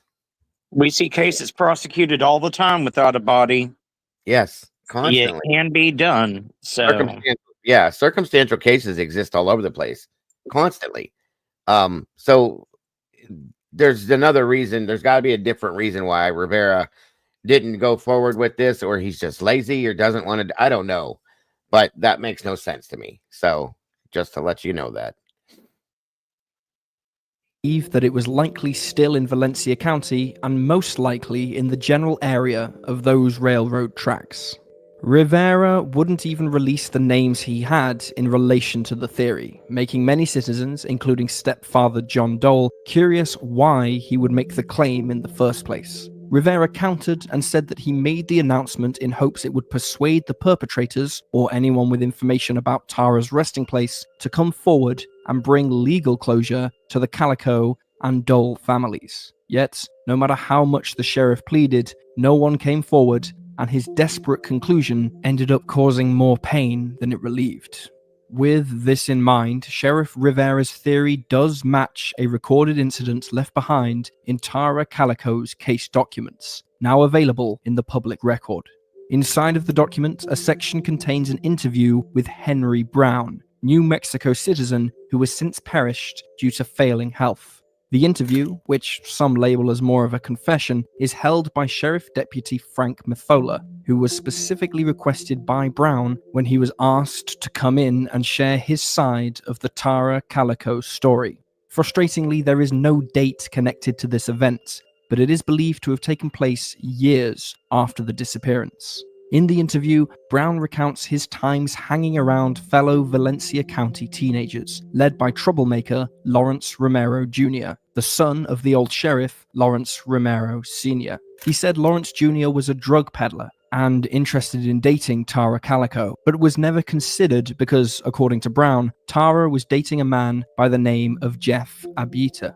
Brown continued, recalling that he was at a party attended by Lawrence Jr. and his other mischievous friends in the basement underneath Lawrence Jr.'s trailer, and that Lawrence told him he and the guys had hit Tara on her bike with their truck, raped her, and murdered her. Lawrence Jr. informed Brown that they had originally just tossed the body in some nearby bushes, but became paranoid in light of the police searches and transferred her body to the makeshift trailer basement and later to a nondescript pond. Funnily enough, Henry Brown was not the only person to tell this story to authorities. Another man, named Donald Dutcher, also informed police in 2013 that a suspect had confessed their heinous crime to him, but he didn't have an exact location on the body either. Coincidental or not, neither Brown nor Dutcher's stories could be confirmed by Lawrence Jr. or his friends themselves because they had all in fact died by the time of the interviews. Lawrence died of a self-inflicted gunshot wound, and conspirators claim there was a suicide note with a confession to Tara's murder, but if it did exist, Rivera never entered it into evidence. Another questionable decision.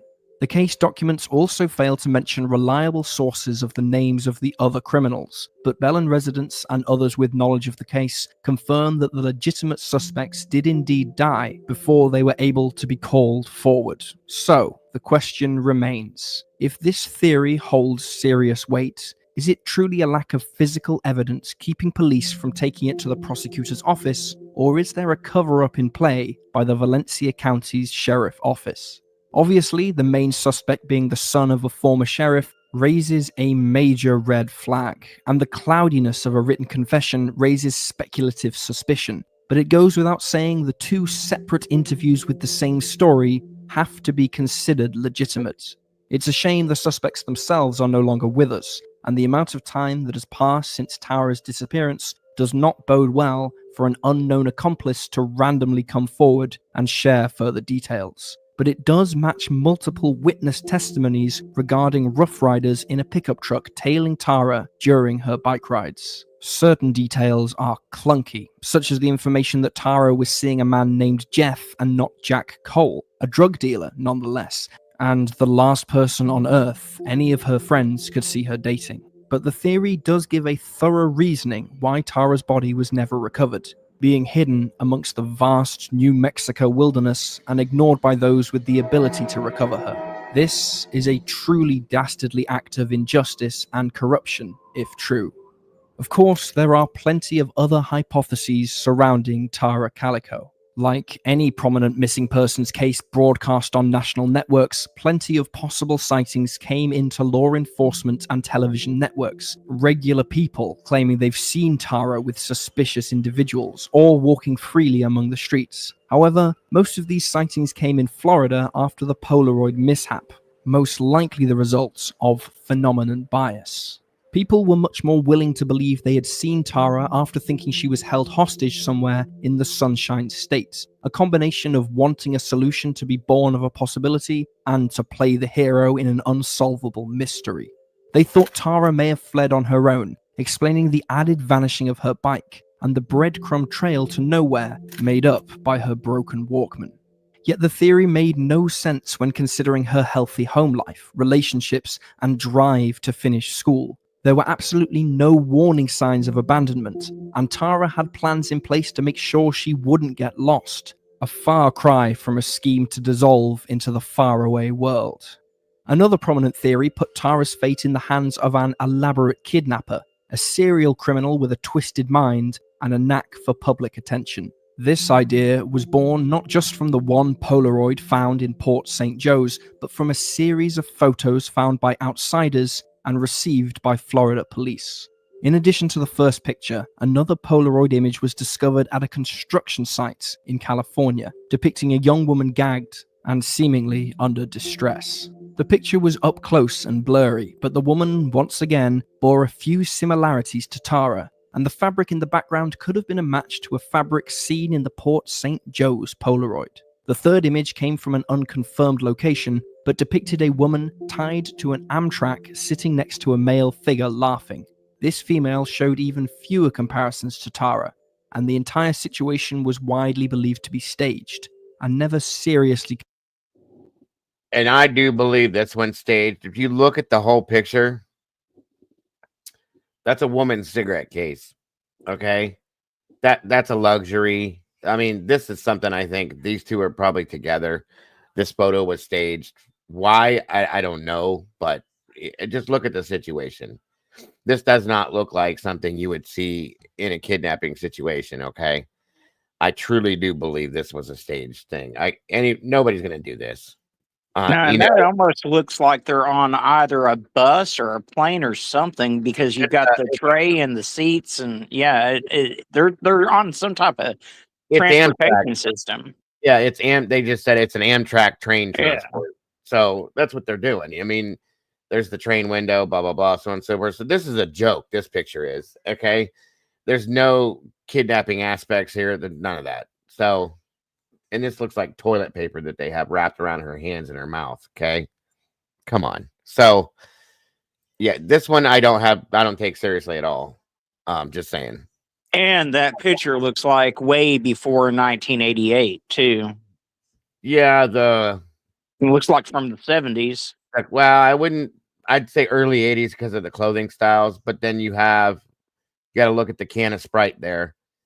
That's kind of, that would be Diet Sprite. So I'm going to say, because the regular Sprite's green. Yeah, that's probably early 80s. I agree, because of the clothing style. And the cigarette case, you don't see those. You didn't see those. Well, I did see people in the late 80s with those and 90s. But not like that.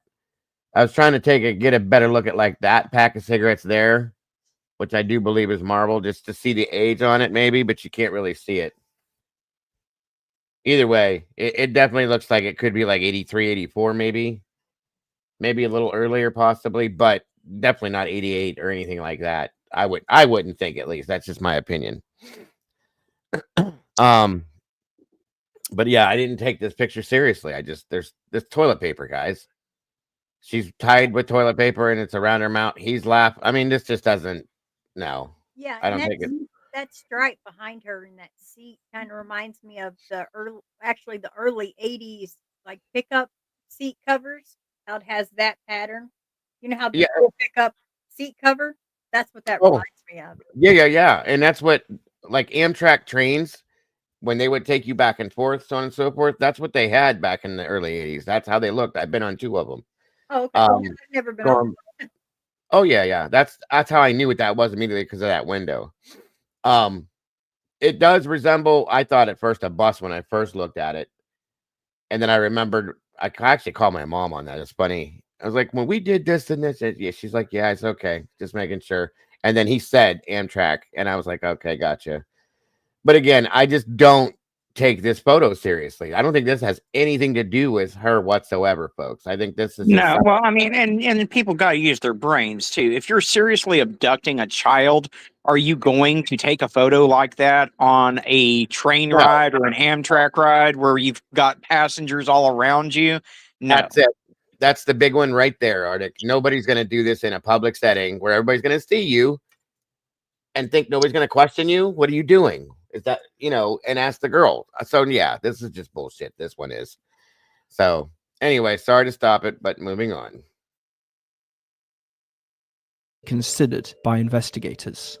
In a strange twist, 20 years after the Polaroids were found, another set of printed pictures entered the case. Chief David Barnes of Port St. Joe's Police Department received 2 envelopes, postmarked June 10th and August 10th, 2009, from Albuquerque, New Mexico. The first envelope contained a photograph of a brown-haired boy with a black Sharpie-drawn band of tape over his mouth. The second envelope contained the original, unaltered photo of the same boy. Then, 2 days later, on August 12th, Port St. Joe newspaper The Star received a third envelope. Again, postmarked August 10th in Albuquerque, it contained another photo of a boy with more black Sharpie drawn over his mouth. It's unknown if the boys were the same person in each mailing, but investigators initially wondered if they were somehow connected to Tara Calico's case due to the same locations matching her profile. Unfortunately, there were no letters in the envelopes containing identities or any clues at all. But perhaps strangest of all, these envelopes were obtained the same time a self-proclaimed psychic was calling into Port St. Joe PD, talking about dreams she had of Tara dying and being buried in California after running away. She also mentioned she met a girl at a strip club who claimed to be Tara, but that girl was located and mistakenly identified. Conspiracy theorists think that both incidents are connected, that either the psychic caller was also the person sending in the envelopes as a means to find attention, or the work of a serial kidnapper playing a Zodiac killer level prank on local authorities and news stations. They believe Tara was kidnapped and driven around the county in the back of a van, and that she was the girl in at least the Port St. Joe photograph, and possibly the girl in the other Polaroids as well. Could the psychic have been a legitimate suspect? Multiple agencies ruled them out, calling it a hoax, but many have their doubts, pointing at the piling circumstantial evidence to be more than a mere coincidence. Before we divulge our hypothesis of Tara Calico's unsolved disappearance, we want to make it known our conclusions presented in Cold Case Detective are purely logical speculation based on evidence, circumstance, and factual subtext. We are only privy to the same information presented in each video, and we do not attempt to promise certainty or an expert guarantee on the findings we reach in closing. We simply observe, research, and report. We believe that while the Port St. Joe Polaroid bears a haunting lookalike of Tara Calico, she was most likely never photographed after her disappearance, and if she was, it never made it into the hands of investigators like the 3 prominent photographs did after 1989. In fact, it's hard to imagine Tara ever made it east of the Mississippi River in general, most likely staying in the general vicinity. One of the theories initially critical, yes, there was, welcome by the way, a white truck following her while she was riding her bike. This is a conclusive theory that was come up with, that she was driven around in a van all around the county, so on and so forth. So I don't know. That's why this case is so weird. There's multiple theories. A couple, like Arctic had brought up, one of them is based on rumor. Another one is based on a sheriff that should have never said anything and things like that. So there's a few different options here to go with no answers to anything that we've had. So no, now after this, there's something I'm going to show you that could be, I don't know. I'll leave it to you guys. So vicinity of her original vanishing site. In fact, we strongly consider the testimony of Henry Brown and Donald Dutcher to be real, if not completely 100% accurate. It is hard to fabricate the truth when told from multiple, uncoerced sources, and even harder when most of their details match the circumstances around the case itself.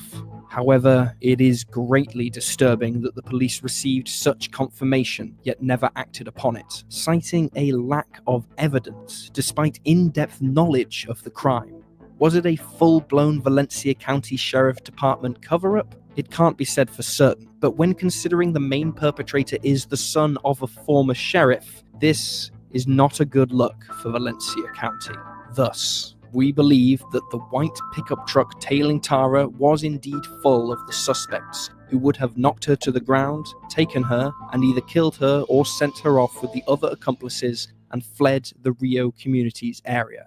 If Tara did survive that morning's kidnapping, where she ended up is as good a question as any. But chances are she perished at the hands of those who initiated the crime, and was buried in a location nearly impossible to be certain of, as the expanse of New Mexico's wastelands are vast, and funds to carry out complex searches are at a low point. Hopefully, the FBI agents assigned to reopen Tara's case can find new leads, and maybe even a surviving suspect. But until then, the cold binds the mystery with a harrowing lack of clarity.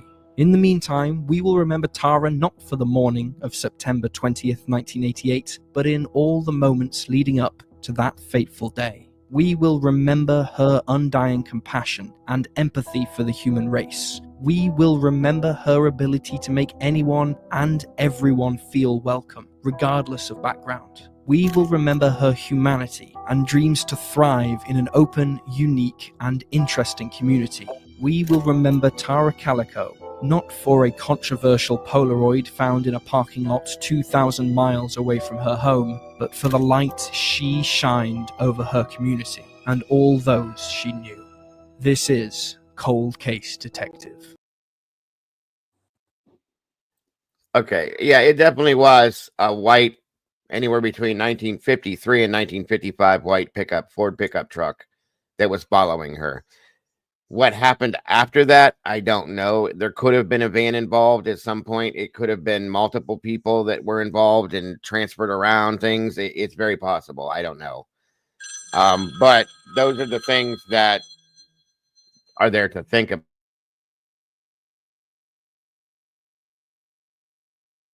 All right, one moment, everyone.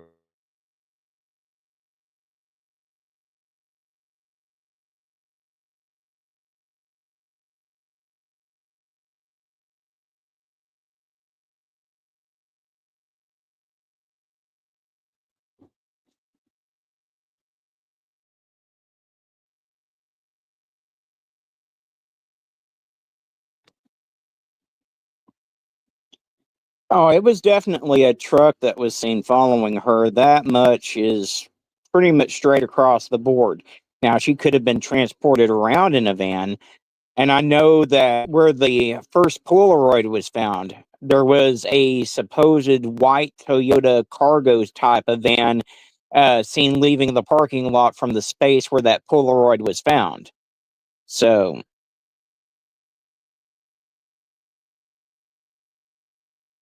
I think that's where a lot of it stems about the van, but they had put roadblocks up and everything too, trying to stop the van when they were alerted that that van was in that parking spot where the Polaroid was found, and it was never detained. So that may have been a nothing burger about the van in the parking lot as well. Just my opinion.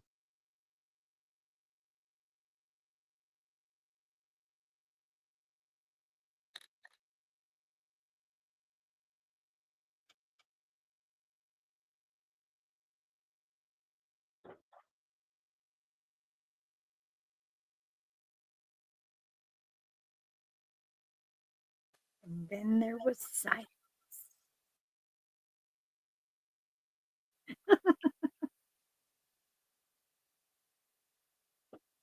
Well, Dago, if you're talking, Everybody, thank oh, there you. you are. I was like, if you're talking, you're muted. And thank you all for being here. So this is newer, obviously. I think this was put out last year. Hold on. Yeah, May 18th of May 18th of 23. Sorry. I have two different versions of this that are a year or so old, where they have some updates and they talk about certain things that are updated per se within the case. So here we go.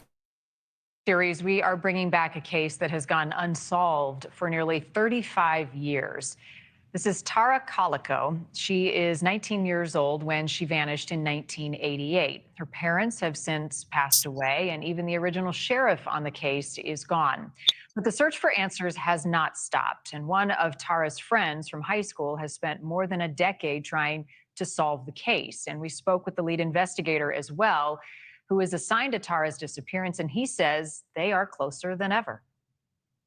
It's a mystery that has perplexed the state of New Mexico and the nation for more than 3 decades. What happened to Tara Calico? A 19-year-old college student on her usual bike ride the morning of September 20th, 1988. But that day, Tara... Forewarning, there's probably going to be stuff in this you see that we've already seen, but the updates will be coming probably towards the end of it. So just bear with it, guys. Thank you.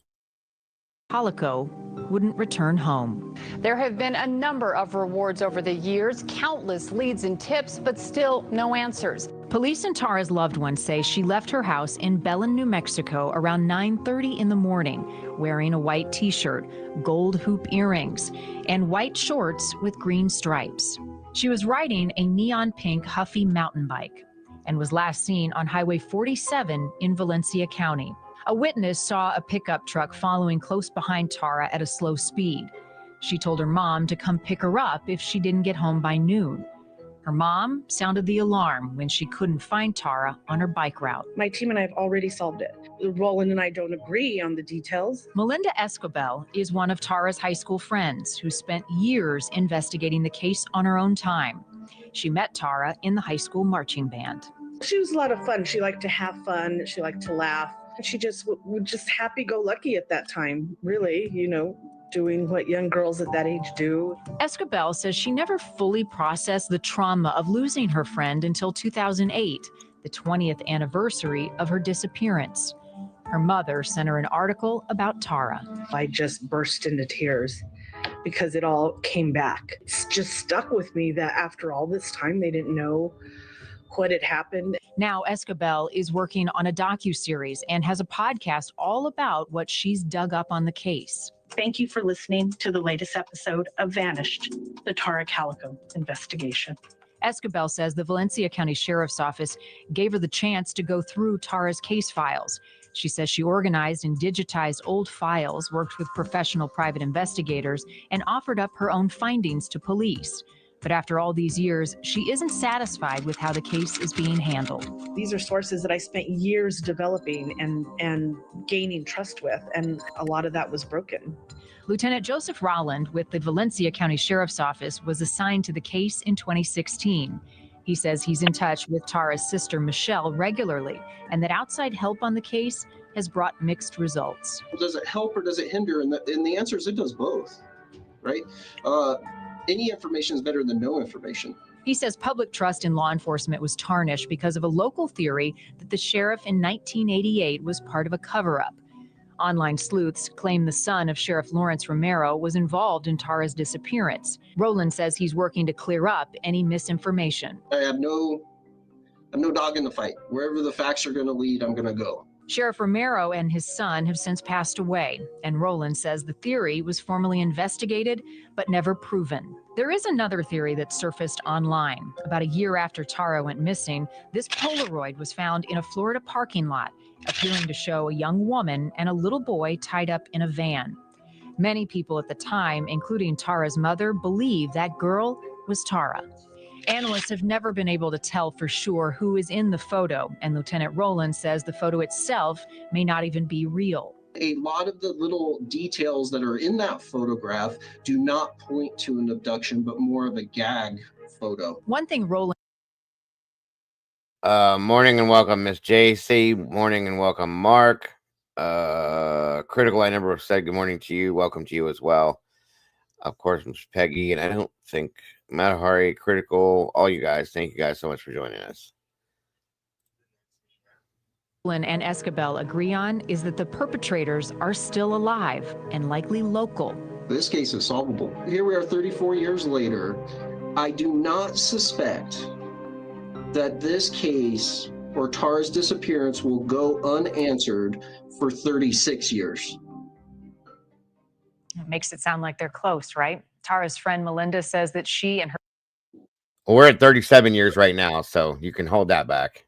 her family have been threatened for looking into the case, and she has her own theories about what happened, including someone stalking Tara after she turned down a date. Whether that is true remains a... Thank you for watching.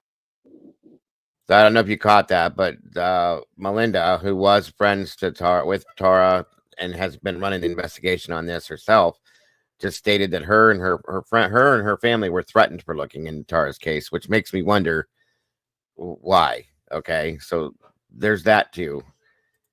And hang on here. That's a good point, Mark. That is a good point for sure. If it was ever for sure found to be him, and if they did find any kind of remains, they would base it off of dental records, my opinion. So, okay, next with this is, let me see.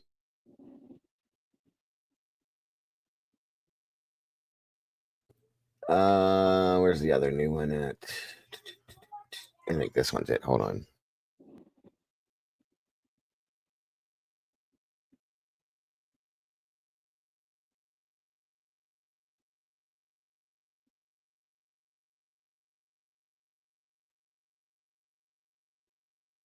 Okay, here we go. This was truly the only news coverage that I found that had anything on this, and it's newer, which is KOB4, News Channel 4. And it's weird to me that there was no other coverage on this. Hey, Phil, welcome. Good to have you. Good to see you here today. Thank you for joining us on 2 hours of sleep. What the hell are you guys talking about? Demon Dogs in the house. Welcome to you. Phil, what are you talking about? Running on 2 hours sleep? So I'm just getting here and more confused than usual. SRB, who is Kaylee Stanford sleeping with, and why are we talking about it? Wow. Okay, then. That you guys can have that conversation. I'll stick to this. There's the mama bear. Good to see you, ma'am. I hope you're having a good day. I appreciate you joining us in chat. All right, onward with this one.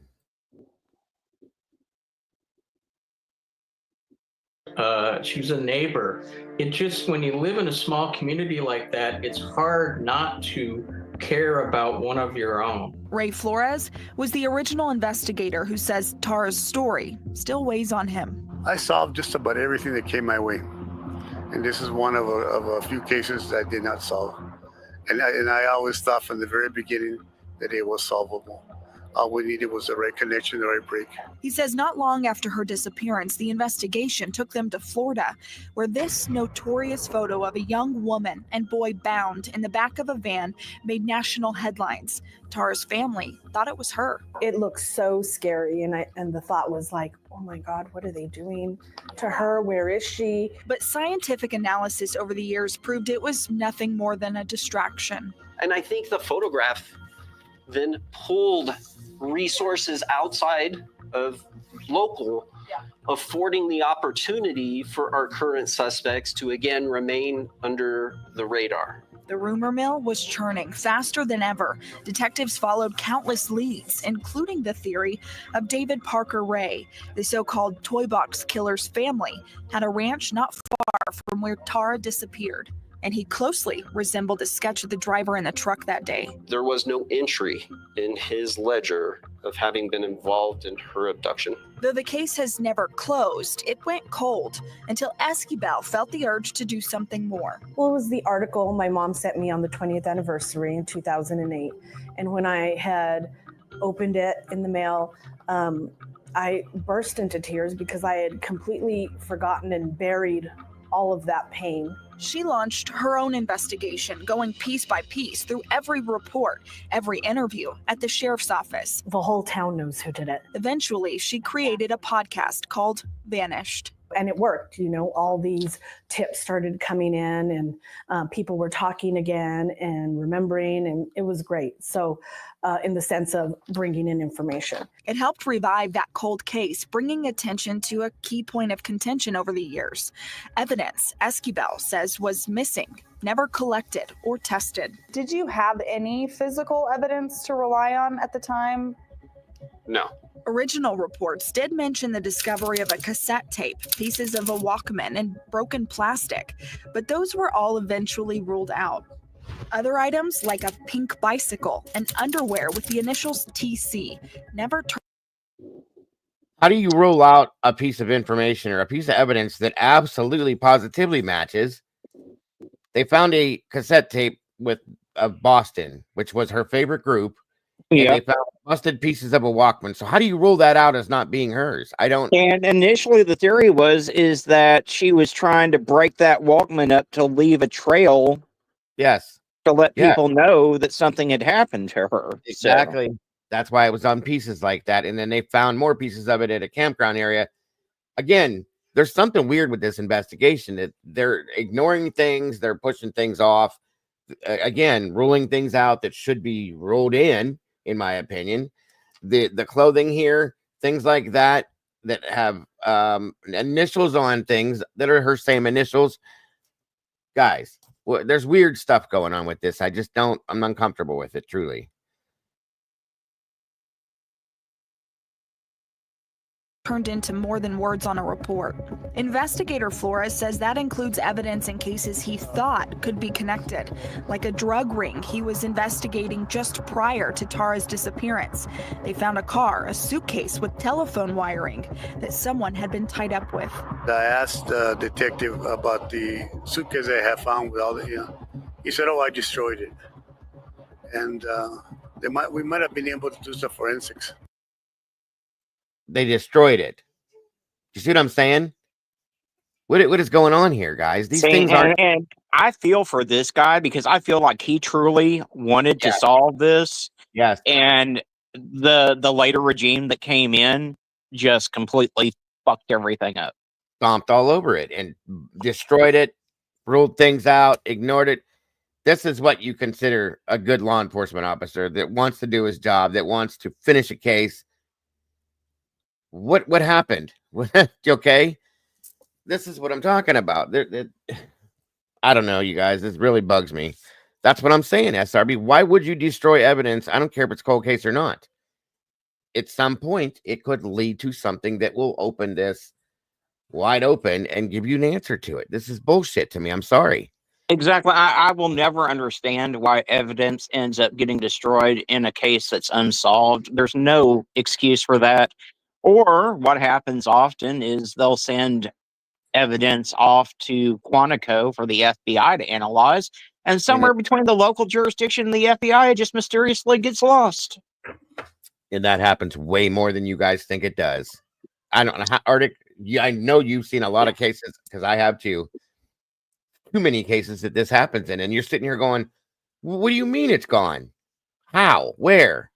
Exactly. That's bullshit to me, you guys, and I'm so tired of seeing that happening when we have little enough as it is to try to solve these cases with, and what is left, it's either destroyed or lost, and that's just, to me, that's bullshit. I'm sorry. That tells me that there's somebody that doesn't want answers to this for whatever reason, or they don't want you to pull the answers themselves, and that's just wrong to me. I have to question though. At this time, did they switch buildings? Like, because sometimes whenever departments switch or they like build a new justice center or a bigger courthouse or a bigger building, then the moving people take everything and move from that station or that department over to the next building. I mean, no, yeah, I know what you're saying, but no, this guy clearly told him he destroyed this evidence. Yeah, see, that's crazy, but I wonder how. Like, what did he mean by destroy? Like, he means he didn't wear gloves, or he means it's just gone? Gone, like gone, as in burn it, threw it away, broke. You know what I mean? Yeah, and that doesn't make any sense. When did that become a thing? When does evidence just nope, we're done with it? Bye. Guys, there's cold cases that are out here that are 75 years old that are sitting in a box that could still be solved because of, every day we get bigger and better and learn new things, and you don't just throw it away because it's been too long. We just covered a case not that long ago where they did that. Well, because it's been so long and this and that, we threw everything away. Or lightning, lightning struck at 50. Or lightning struck. Yeah, that's the other big one, right? These excuses are getting really old. These aren't the answers. Okay, they're not.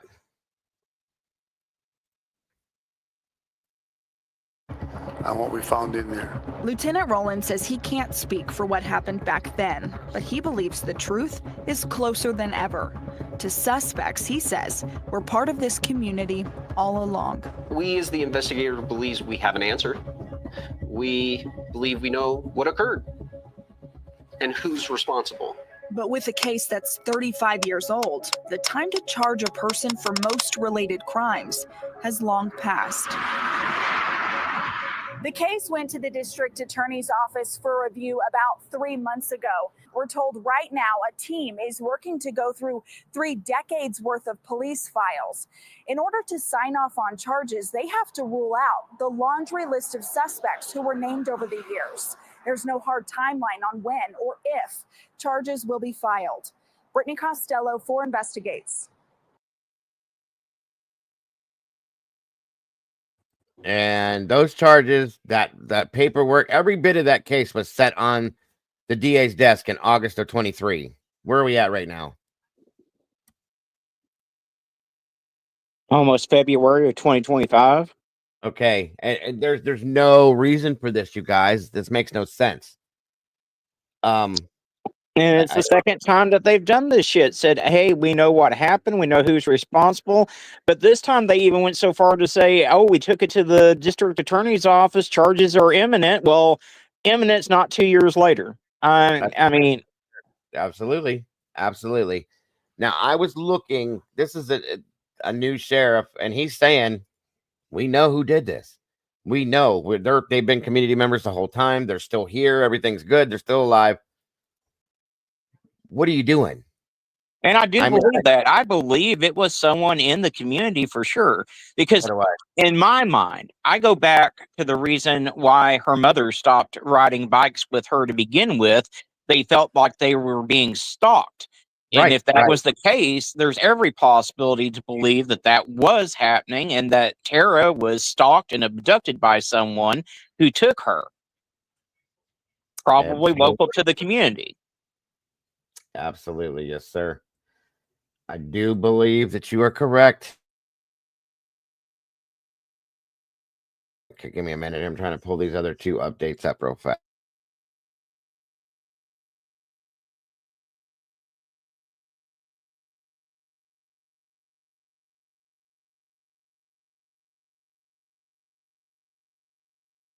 Now watch this. We just talked about this. We just saw that last news update. This is the only news that has ever been put out on this, guys. But again, with what we just said, watch what they say. We just heard this basically. Tara's family has suffered long enough. A major update in the Tara Calico cold case. With very little resources, law enforcement has never given up, but here we are today as I stand before you and confident of the findings in this case. Investigators believe new evidence found is one step closer to an unsolved mystery. There is sufficient evidence to submit this investigation to the district attorney's office for review. 19-year-old Tara Calico vanished in 1988. Tara left to ride her regular bike route and told her family she would be home by lunch. But Calico never returned, her mother alerting officials. Neither Tara nor her bike were ever located. 35 years later, the names of any persons of interest now sealed by the courts. The people responsible will soon have to answer to this family and to the community who has never stopped thinking of Tara. To protect integrity of the investigation, police say information is limited, but they will reveal in due time. We know there have been numerous theories about what happened to Tara, but rest assured, investigators have followed up on all theories, leads, and tips. When we can share case updates or information, we will do so.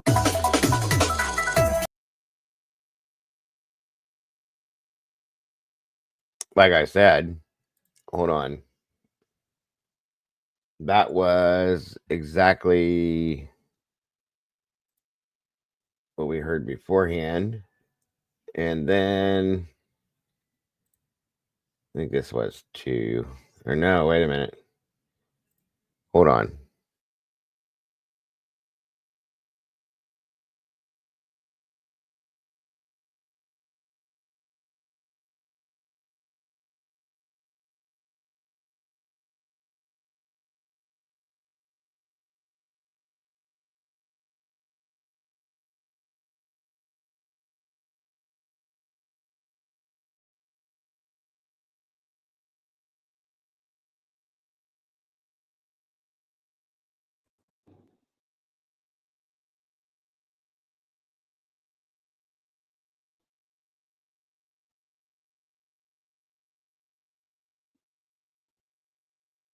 The case of missing UNM student Tara Calico. The 19-year-old disappeared in 1988 after going on a bike ride in Valencia County. 10 years later, a judge declared Tara dead, calling it a presumed homicide. Then in 2021, there was a reported search warrant at a home related to the case, but the warrant was sealed. We'll let you know what happens on air and on your KOAT app. And there's been nothing. That was both. Those are both released from a year ago. Nothing's happened. So Welcome down home. Good. Thank you for joining us. And I can't find anything else, you guys, update wise, since that point. I think it's time that everyone start mass calling the Valencia County Sheriff's Office and the New Mexico State Police and demanding some answers. Because you don't go 2 years ago saying, oh, we've got it with the DA's office. We know who's responsible. We're going to press charges. And then go 2 years without saying anything to anyone. And I understand sealing the names of the suspects so as not to, alert them or anything like that. But you would think they would at least tell the family the names of the suspects or something. Or, if you're not going to press charges after 2 years, maybe put a little bit more information out so that people aren't sitting here speculating out their ass all this time. Agreed, guys. That's absolutely it right there. Or, I'm almost tempted, truly, not that I'll get anywhere, but I'm tempted to contact Barbara Romo, which is the district attorney's office, and say, hey, this is 38, almost 40 years old, this case is, and what are you doing? Is there a reason why you can't push forward with this? Is there something that you could maybe do a press conference and tell everybody in your county that's been wondering about this for the past 40 years, the family, what's going on? That's truly what I'm feeling like doing. I honest to God feel like that, because we keep hearing, okay, we're here. We got this. We got that. We got this. We got this. It's coming. It's coming. It's coming. Here it comes. Here we go. We got it. And then nothing. That gets old for family members, folks. It really does. Let alone how irritating it is to us. We're nobodies, but the families, imagine how irritated they are with this and sick of hearing it. I know, like Arctic said earlier, the stepfather was pissed about that comment that happened back in, what was it, 2008, 2013? Yep. Yeah, I mean, come on. And it's just boom, boom, down the road, it's the same answer. There's got to be a reason why. Now, I understand Down Home did make a statement up here. Where'd it go? Astro from space, welcome. Good to see you, by the way. Saying it's a cover-up. There's something not right. I agree with that much. It's easy enough. Or wait, where'd that comment go, bud? Is it still in here? Knowing and proving are different. Knowing and proving are different in the court. Right. And I do agree. But if you know who did this, you're saying you know who did this. There's a reason why you know who did this.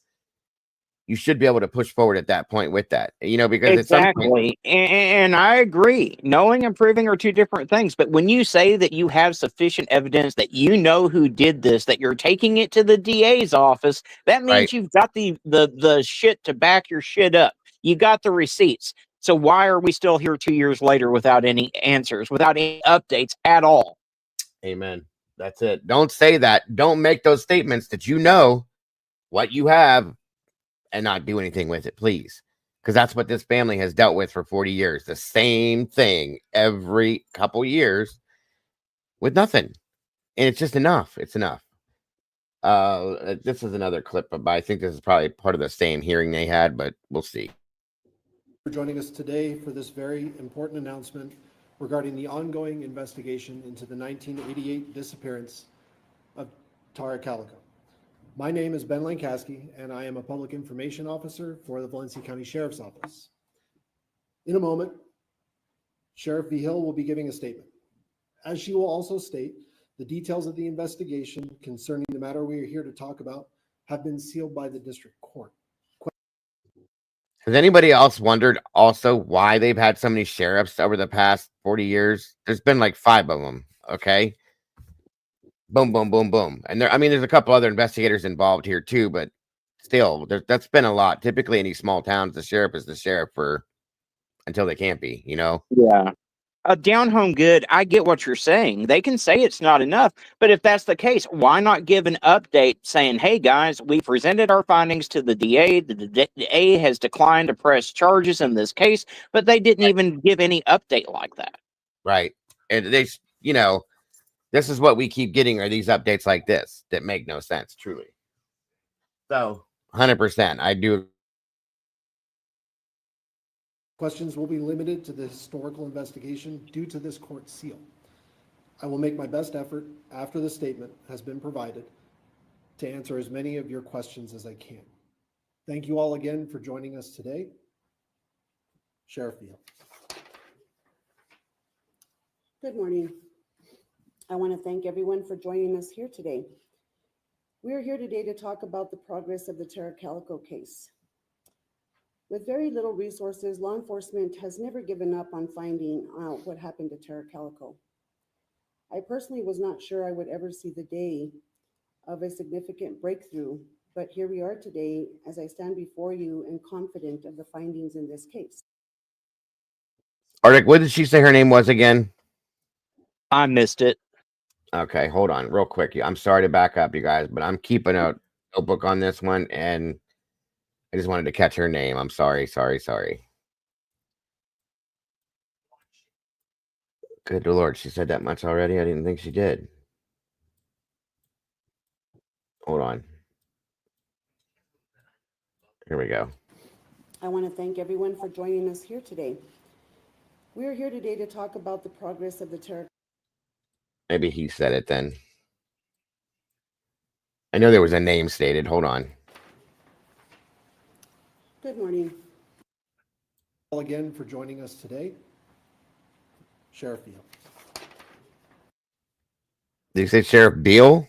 Beal, maybe? Okay. I'll figure it out, you guys. I'm sorry. Good morning. I want to thank everyone for joining us here today. We are here today to talk about the progress of the Tara Calico case. With very little resources, law enforcement has never given up on finding out what happened to Tara Calico.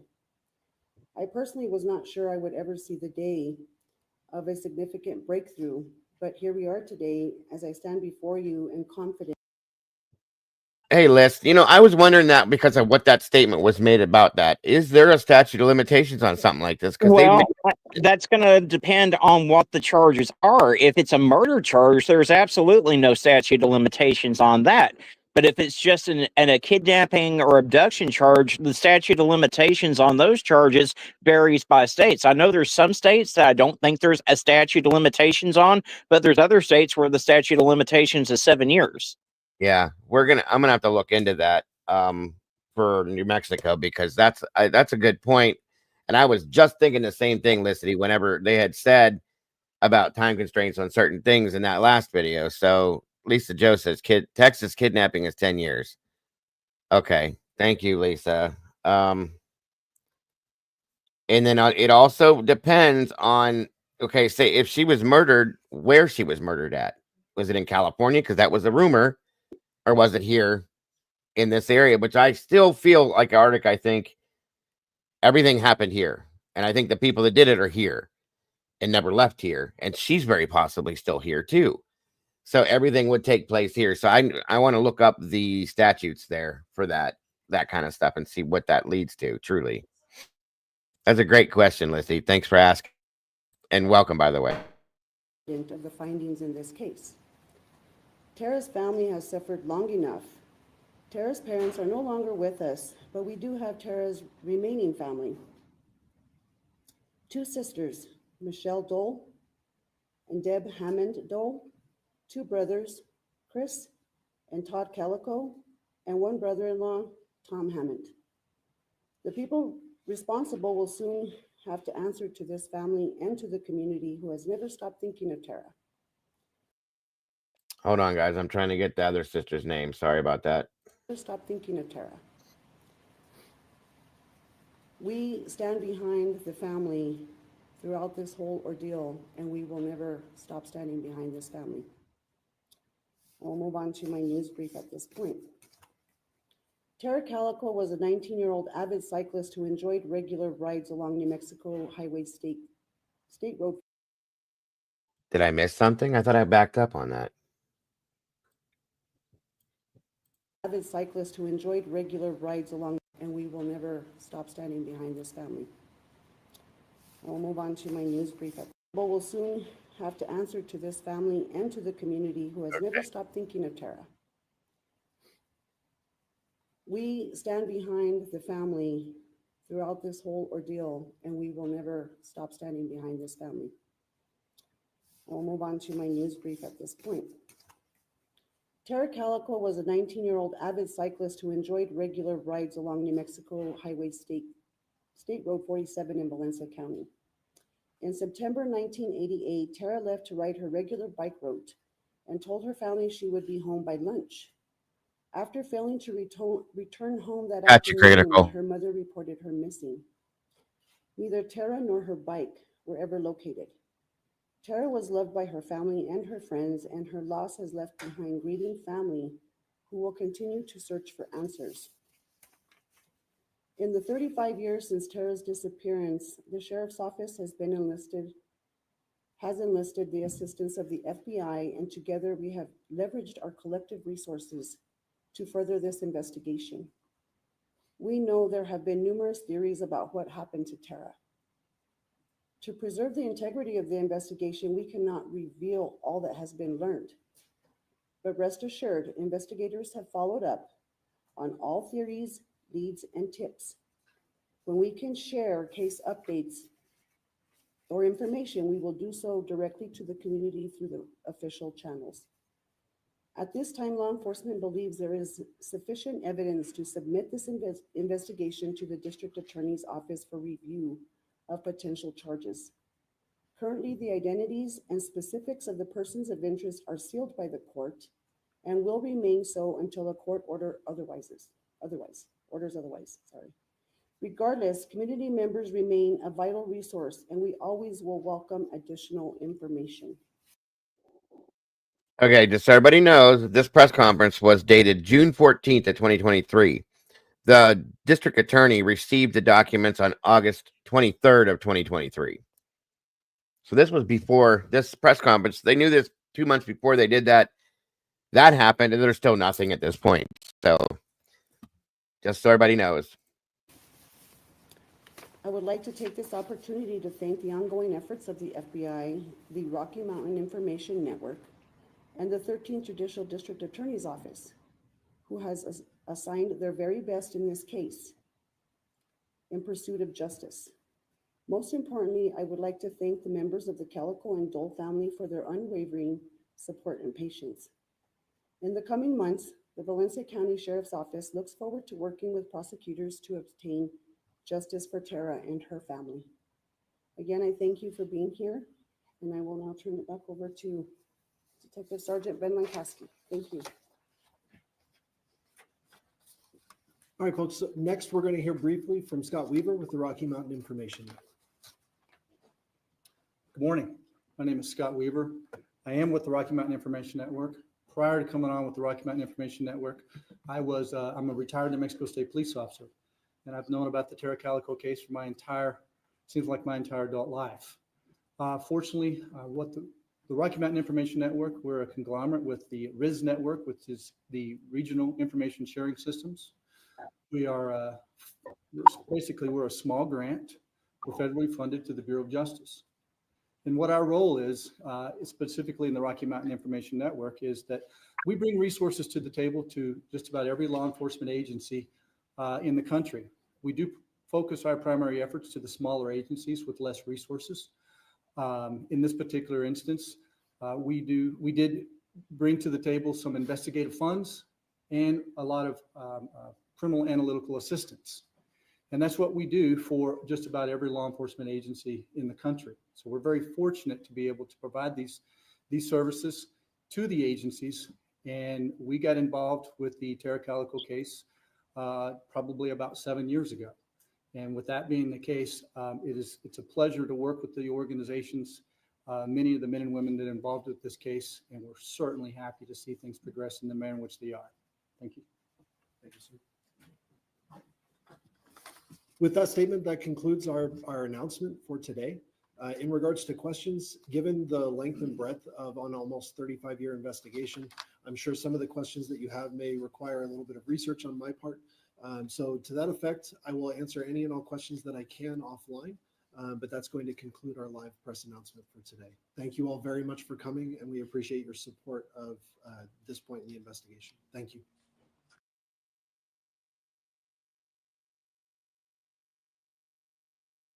Well, I'll say this, Lisa Joe. If they were bluffing, That is absolutely the shittiest thing to do to that family.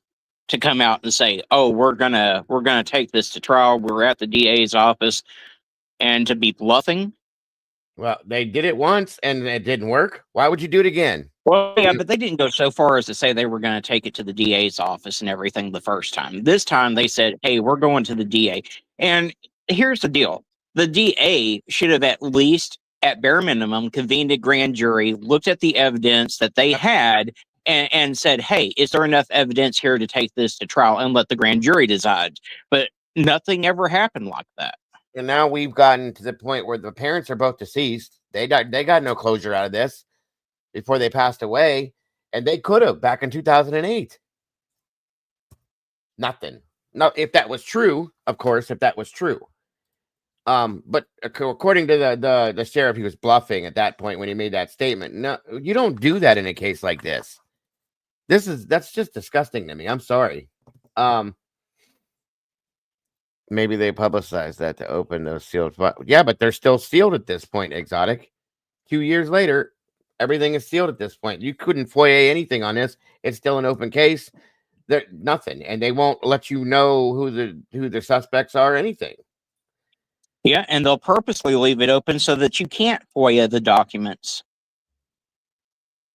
Right. A big problem. Big problem.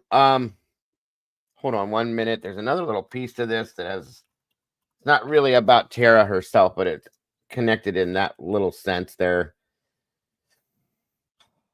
Where'd it go?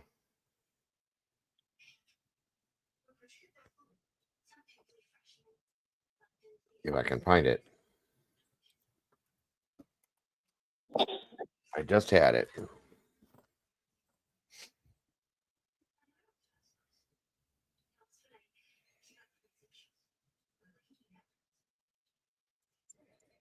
I guess I.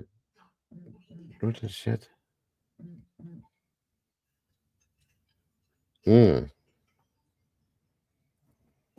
Yes. Yeah, they're saying that there's a couple videos that were done on this that says solved, but there's no rest, there's no nothing. So, and they keep saying they have suspect in the case, but they're doing nothing about it. I just don't like that. If you have this solved or you think it's you have the ability to solve it, then do it or stop talking about it. I was gonna pull up some stuff, but I guess it's null and void now. The Michael Henley situation with the little boy that was in that photograph. I was gonna go through that a little bit, but I couldn't find it. I thought there was one video on Michael Henley, but it's not. It's another. It goes to Tara Calico, so there's nothing about him. I thought maybe if we could review some things on Michael Henley, it might give a little more direction with this, but no. Wow, that's really sad. Well,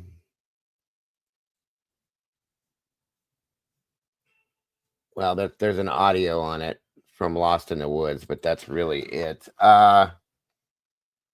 Now, I still am curious, though, if you go back to her friend, Tara's friend, Melinda, she started her own investigation at some point, okay? I never could get her last name. Hold on a minute, you guys. Escabel, I think it is.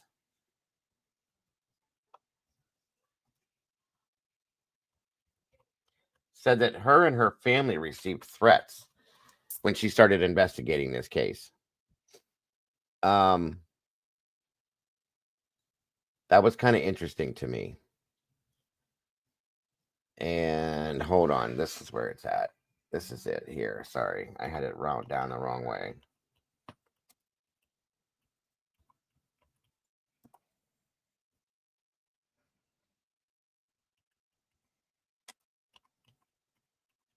Okay, maybe that'll work.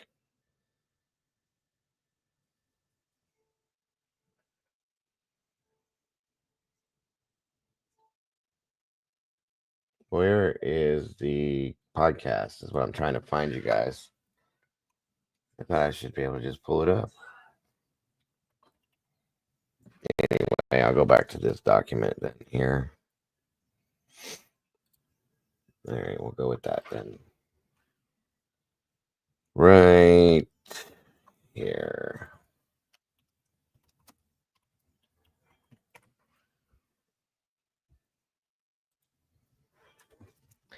So the only updates that have been put out, and I know some of this stuff is weak, but there's not a lot on it.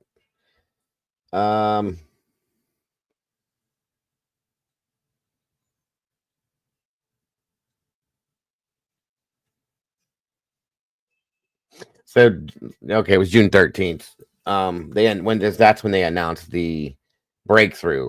Okay, Denise Vigil, that's the name. Thank you. We have to give her a call too. Spoke at a press conference regarding Calico. At this time, law enforcement believes there's sufficient evidence to submit this investigation to the DA's office for review of potential charges. Vigil said currently the identities and specifics of are sealed, blah, blah, blah, so on and so forth. I mean, have you ever seen a case sit on the DA's desk this long before they've done anything with it? Anyone? Typically, when it goes to the district attorney, they start working on it immediately, don't they? Typically, I would think. There's nothing new about that in here either. Of course, Charlie has it. Yeah, that's sad. Her mother, Patty Dole, waited for Tara until the day she died. See, that's what pisses me off on these cold cases.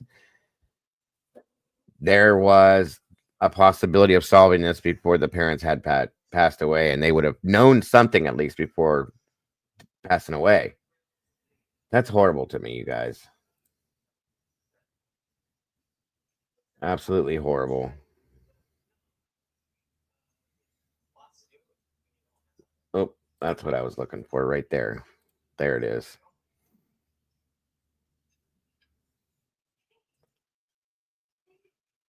That's the one that's why, because I spelled her name wrong. Okay, that makes sense.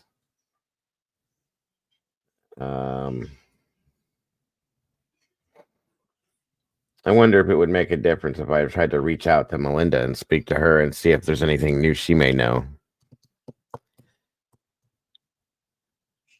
Still eating the noodles, huh? Anybody have anything to add to this article about this? I mean, you said quite a bit. I appreciate that too. Anything new or anything else to add to this?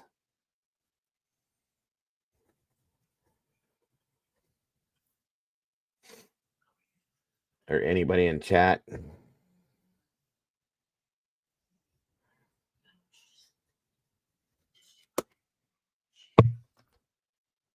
Oh, he might have stepped away for a minute.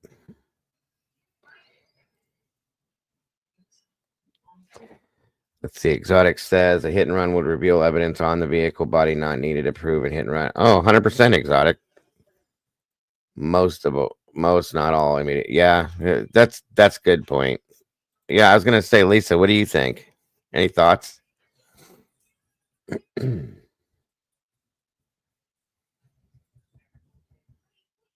a good point, Kaylee. It's a good point. Yeah, it's an open-ended situation, and they keep making promises they're not going through with. So,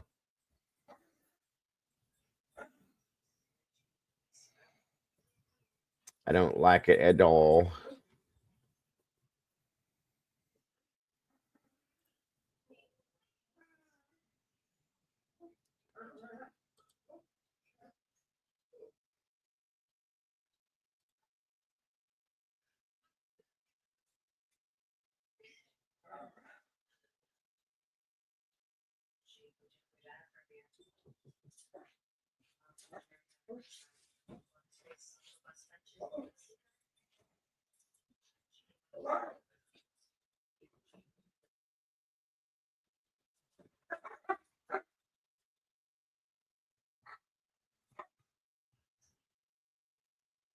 Agreed. I do agree with that too. It should be up to the DA to make the update on it.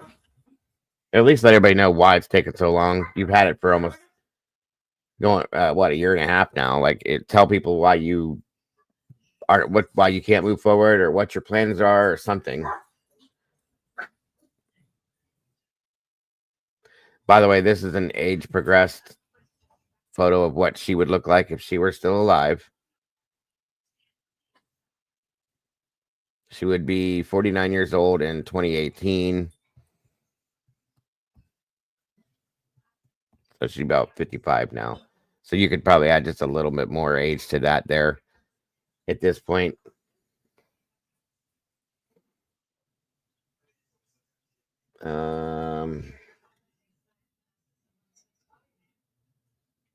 That's about it. That's her poster right there.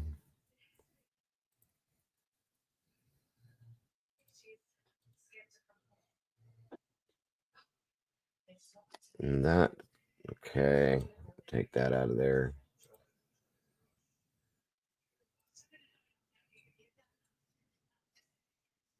Yeah, Exotic, that's a good point. A hit and run would definitely reveal evidence on the vehicle. There he is.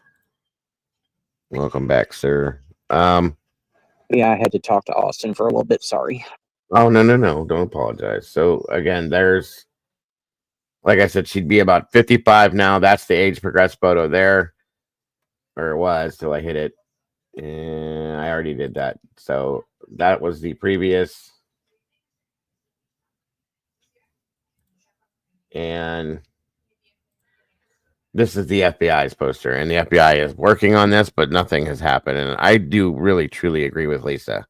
I do feel like with what she said here is that I do feel like they laid it on the DA, and the DA should be the one to make an update. Truly, well, someone needs to make a damn update. That's the bottom line. And yeah, it should be the DA's office. They need to come out and say, hey, this is why we haven't convened a grand jury. Hey, this is why no charges have been filed. Or, hey, this is the progress that's been made. This is where we are. But they can't just sit there for 2 years and leave the family and the public and everyone that's near and dear to the case without any type of answers or closure or anything.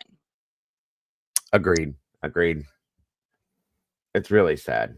It is.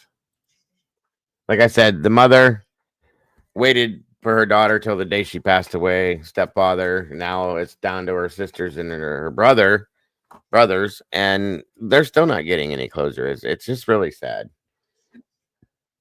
Very, very sad. Sorry, you guys. I was just looking for anything extra on this that may have been put in different places, possibly, and there really isn't. And I told you guys, news coverage on this was a joke. There was not. If there was, it was so old that it wasn't put out here, which is hard to imagine. And just to give you guys the other boy that they thought could have been in that photograph, his name was Michael Paul Henley. I don't know if this will let me blow this up a little bit more. Yeah, there we go. At the time that he went missing was April 21st, 1988, which was about 5 months before Tara did. He was 9 years old, went on a camping trip with his father and a family friend in the Zuni Mountains in New Mexico. They had been at the campsite for less than 20 minutes when Michael disappeared. When they noticed he was missing, they searched around the camp but found no trace of him.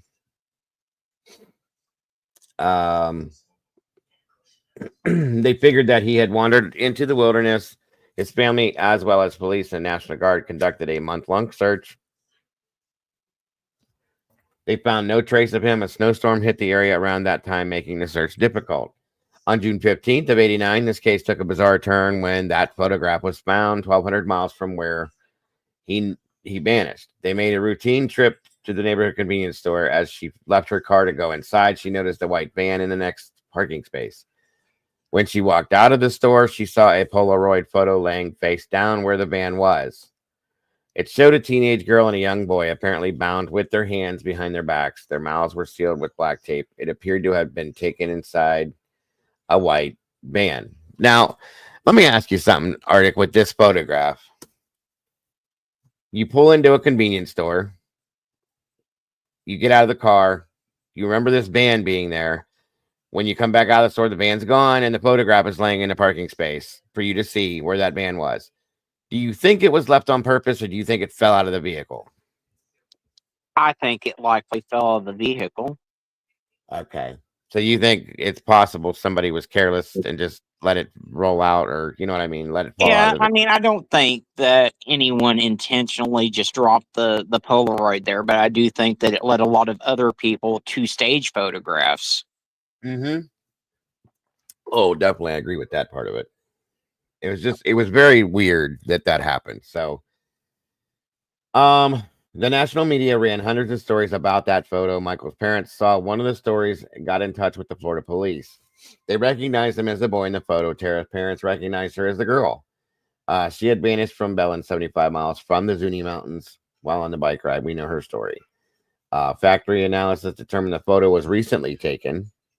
The FBI has not been able to determine if the children in the photo are Tara and Michael. However, forensic artists compared pictures of them to the photo and was 85% sure that they were the ones depicted. It is believed that Tara and Michael may have been abducted by the same person. Authorities are looking for the white cargo van that was parked at the junior food store. Now, I believe that the person that did this to Tara is local to that area, but 75 miles is not a distance to be. It's not far away from that area, and could have been in that circumference. And I wonder. I almost wanted to look up any other missing persons and abductions that happened around that same period of time in that area to see if anything popped up. The thing is that it's been said that boy was several other people too. Someone said it may have been Jacob Wetterling, who we know his remains were found, and then someone also said it. Well, Noreen Gosh said it could have been her son Johnny, but. And no offense to Noreen, because she has worked to get laws changed and everything else, but Johnny's disappearance has taken a severe toll on her mental health, and to the point that she thinks every picture of any boy that went missing during that time frame is her son. So sure, right, absolutely.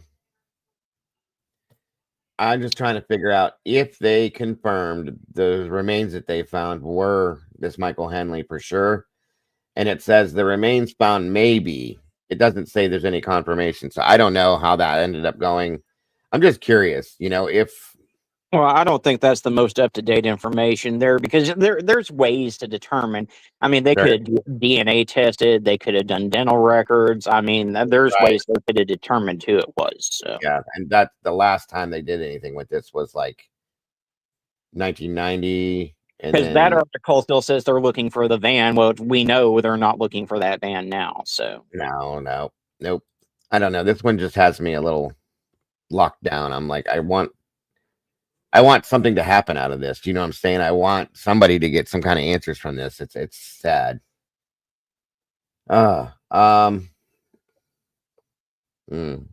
It's weird because I can't find anything else about Michael Henley. So maybe they did verify and it's done, I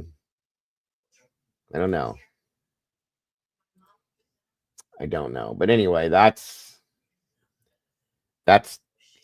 sorry. Tara Calico, folks, there's still no truth to it. There's still no answers. There's not going to be, in my opinion, at least. They can say that they have the answers until they arrest somebody and they actually come out and say that this is what the deal is, and they release the names. That, to me, it's not over. That's all there is to it, as far as I'm concerned. I wonder if it's possible that those families just Michael Henley's remains were identified conclusively through dental records, so that was him. Thank you. Okay, I was looking and didn't see that yet, so that's good to know. That's a good point, Lisa. I wonder if it's possible those families just wanted them to be their children. And yeah, I mean, that makes sense. A lot of families, they go for so long and they just really want closure and they want answers. And well, yeah, sadly, they just want that answer and they'll take that for what it is. Yeah, again, there's that. That's a good point. Very good point.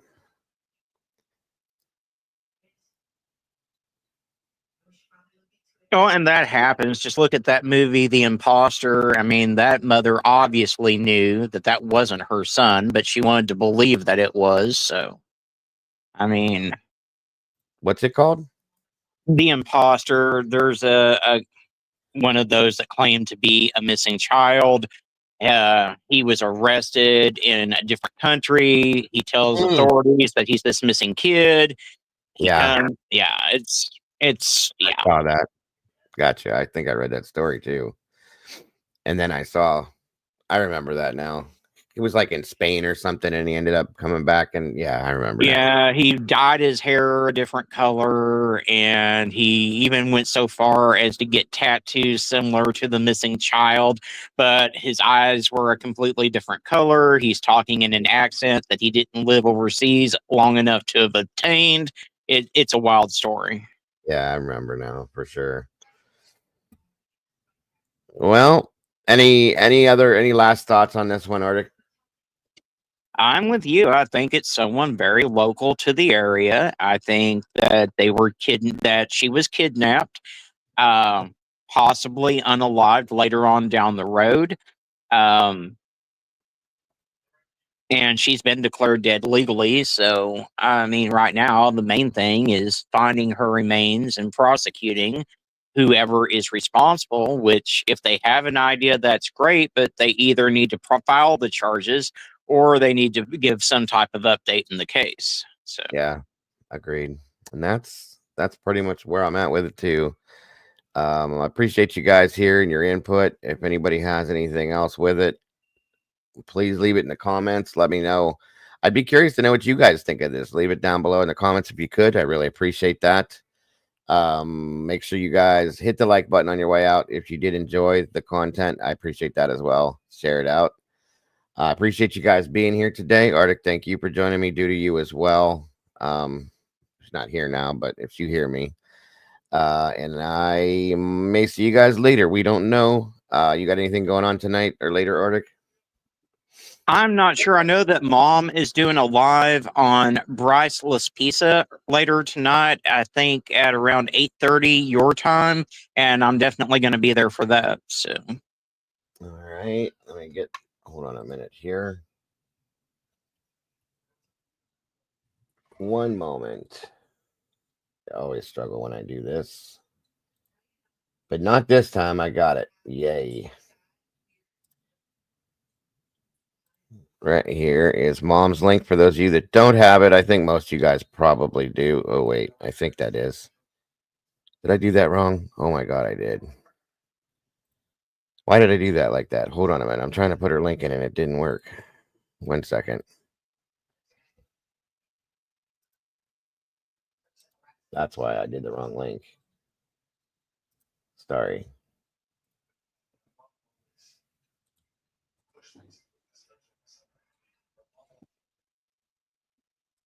Here we go. yep, that's the one, Stormy. That's the one. I could not think of his name. Frederick Borden. Okay. Thank you, Arctic, for doing that. There's Mom's link, guys. Go join tonight, 8:30 Eastern Standard Time. And you said it was over who? Bryce? Bryceless Pizza. He's been missing out of California it's another cold case. So, okay, awesome stuff. Guys, go check it out. You won't be disappointed. It's never disappointing over there at all. I appreciate you guys once again. Oh, it's okay. You're fine, SRB. You never have to apologize for that. I had it, but I put up the other one for some reason. I don't know why. Anyway, I appreciate you guys so very much. Much love to y'all. Don't forget to love yourselves and love each other. Don't change a thing. You guys are the beautiful people, and I will see you very soon. Take care, everybody. Bye, guys.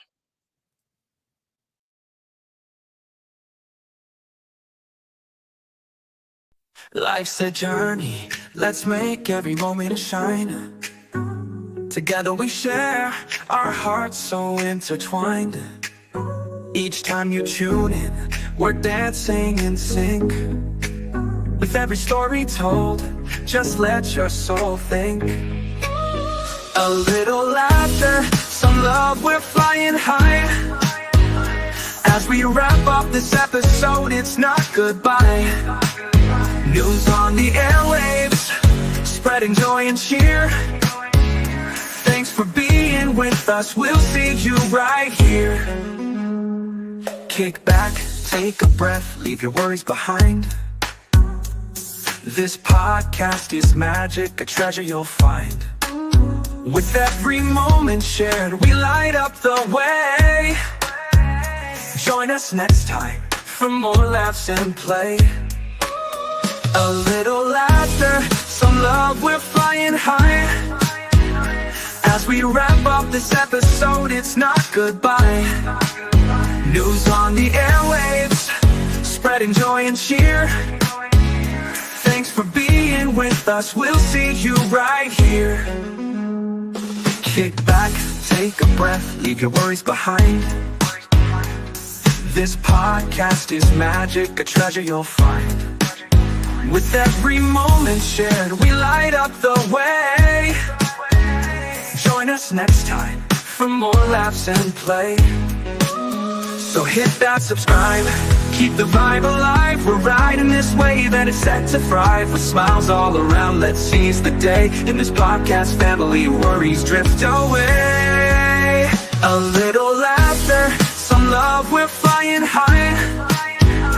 As we wrap up this episode, it's not goodbye. News on the airwaves, spreading joy and cheer. Thanks for being with us, we'll see you right here. So gather round friends, it's time to reflect. In this joyful moment, what's next to connect? Let's cherish the laughter, the joy that we spread. Together we'll thrive until our hearts are fed. See you next time with stories anew. Can't wait to share more with all of you.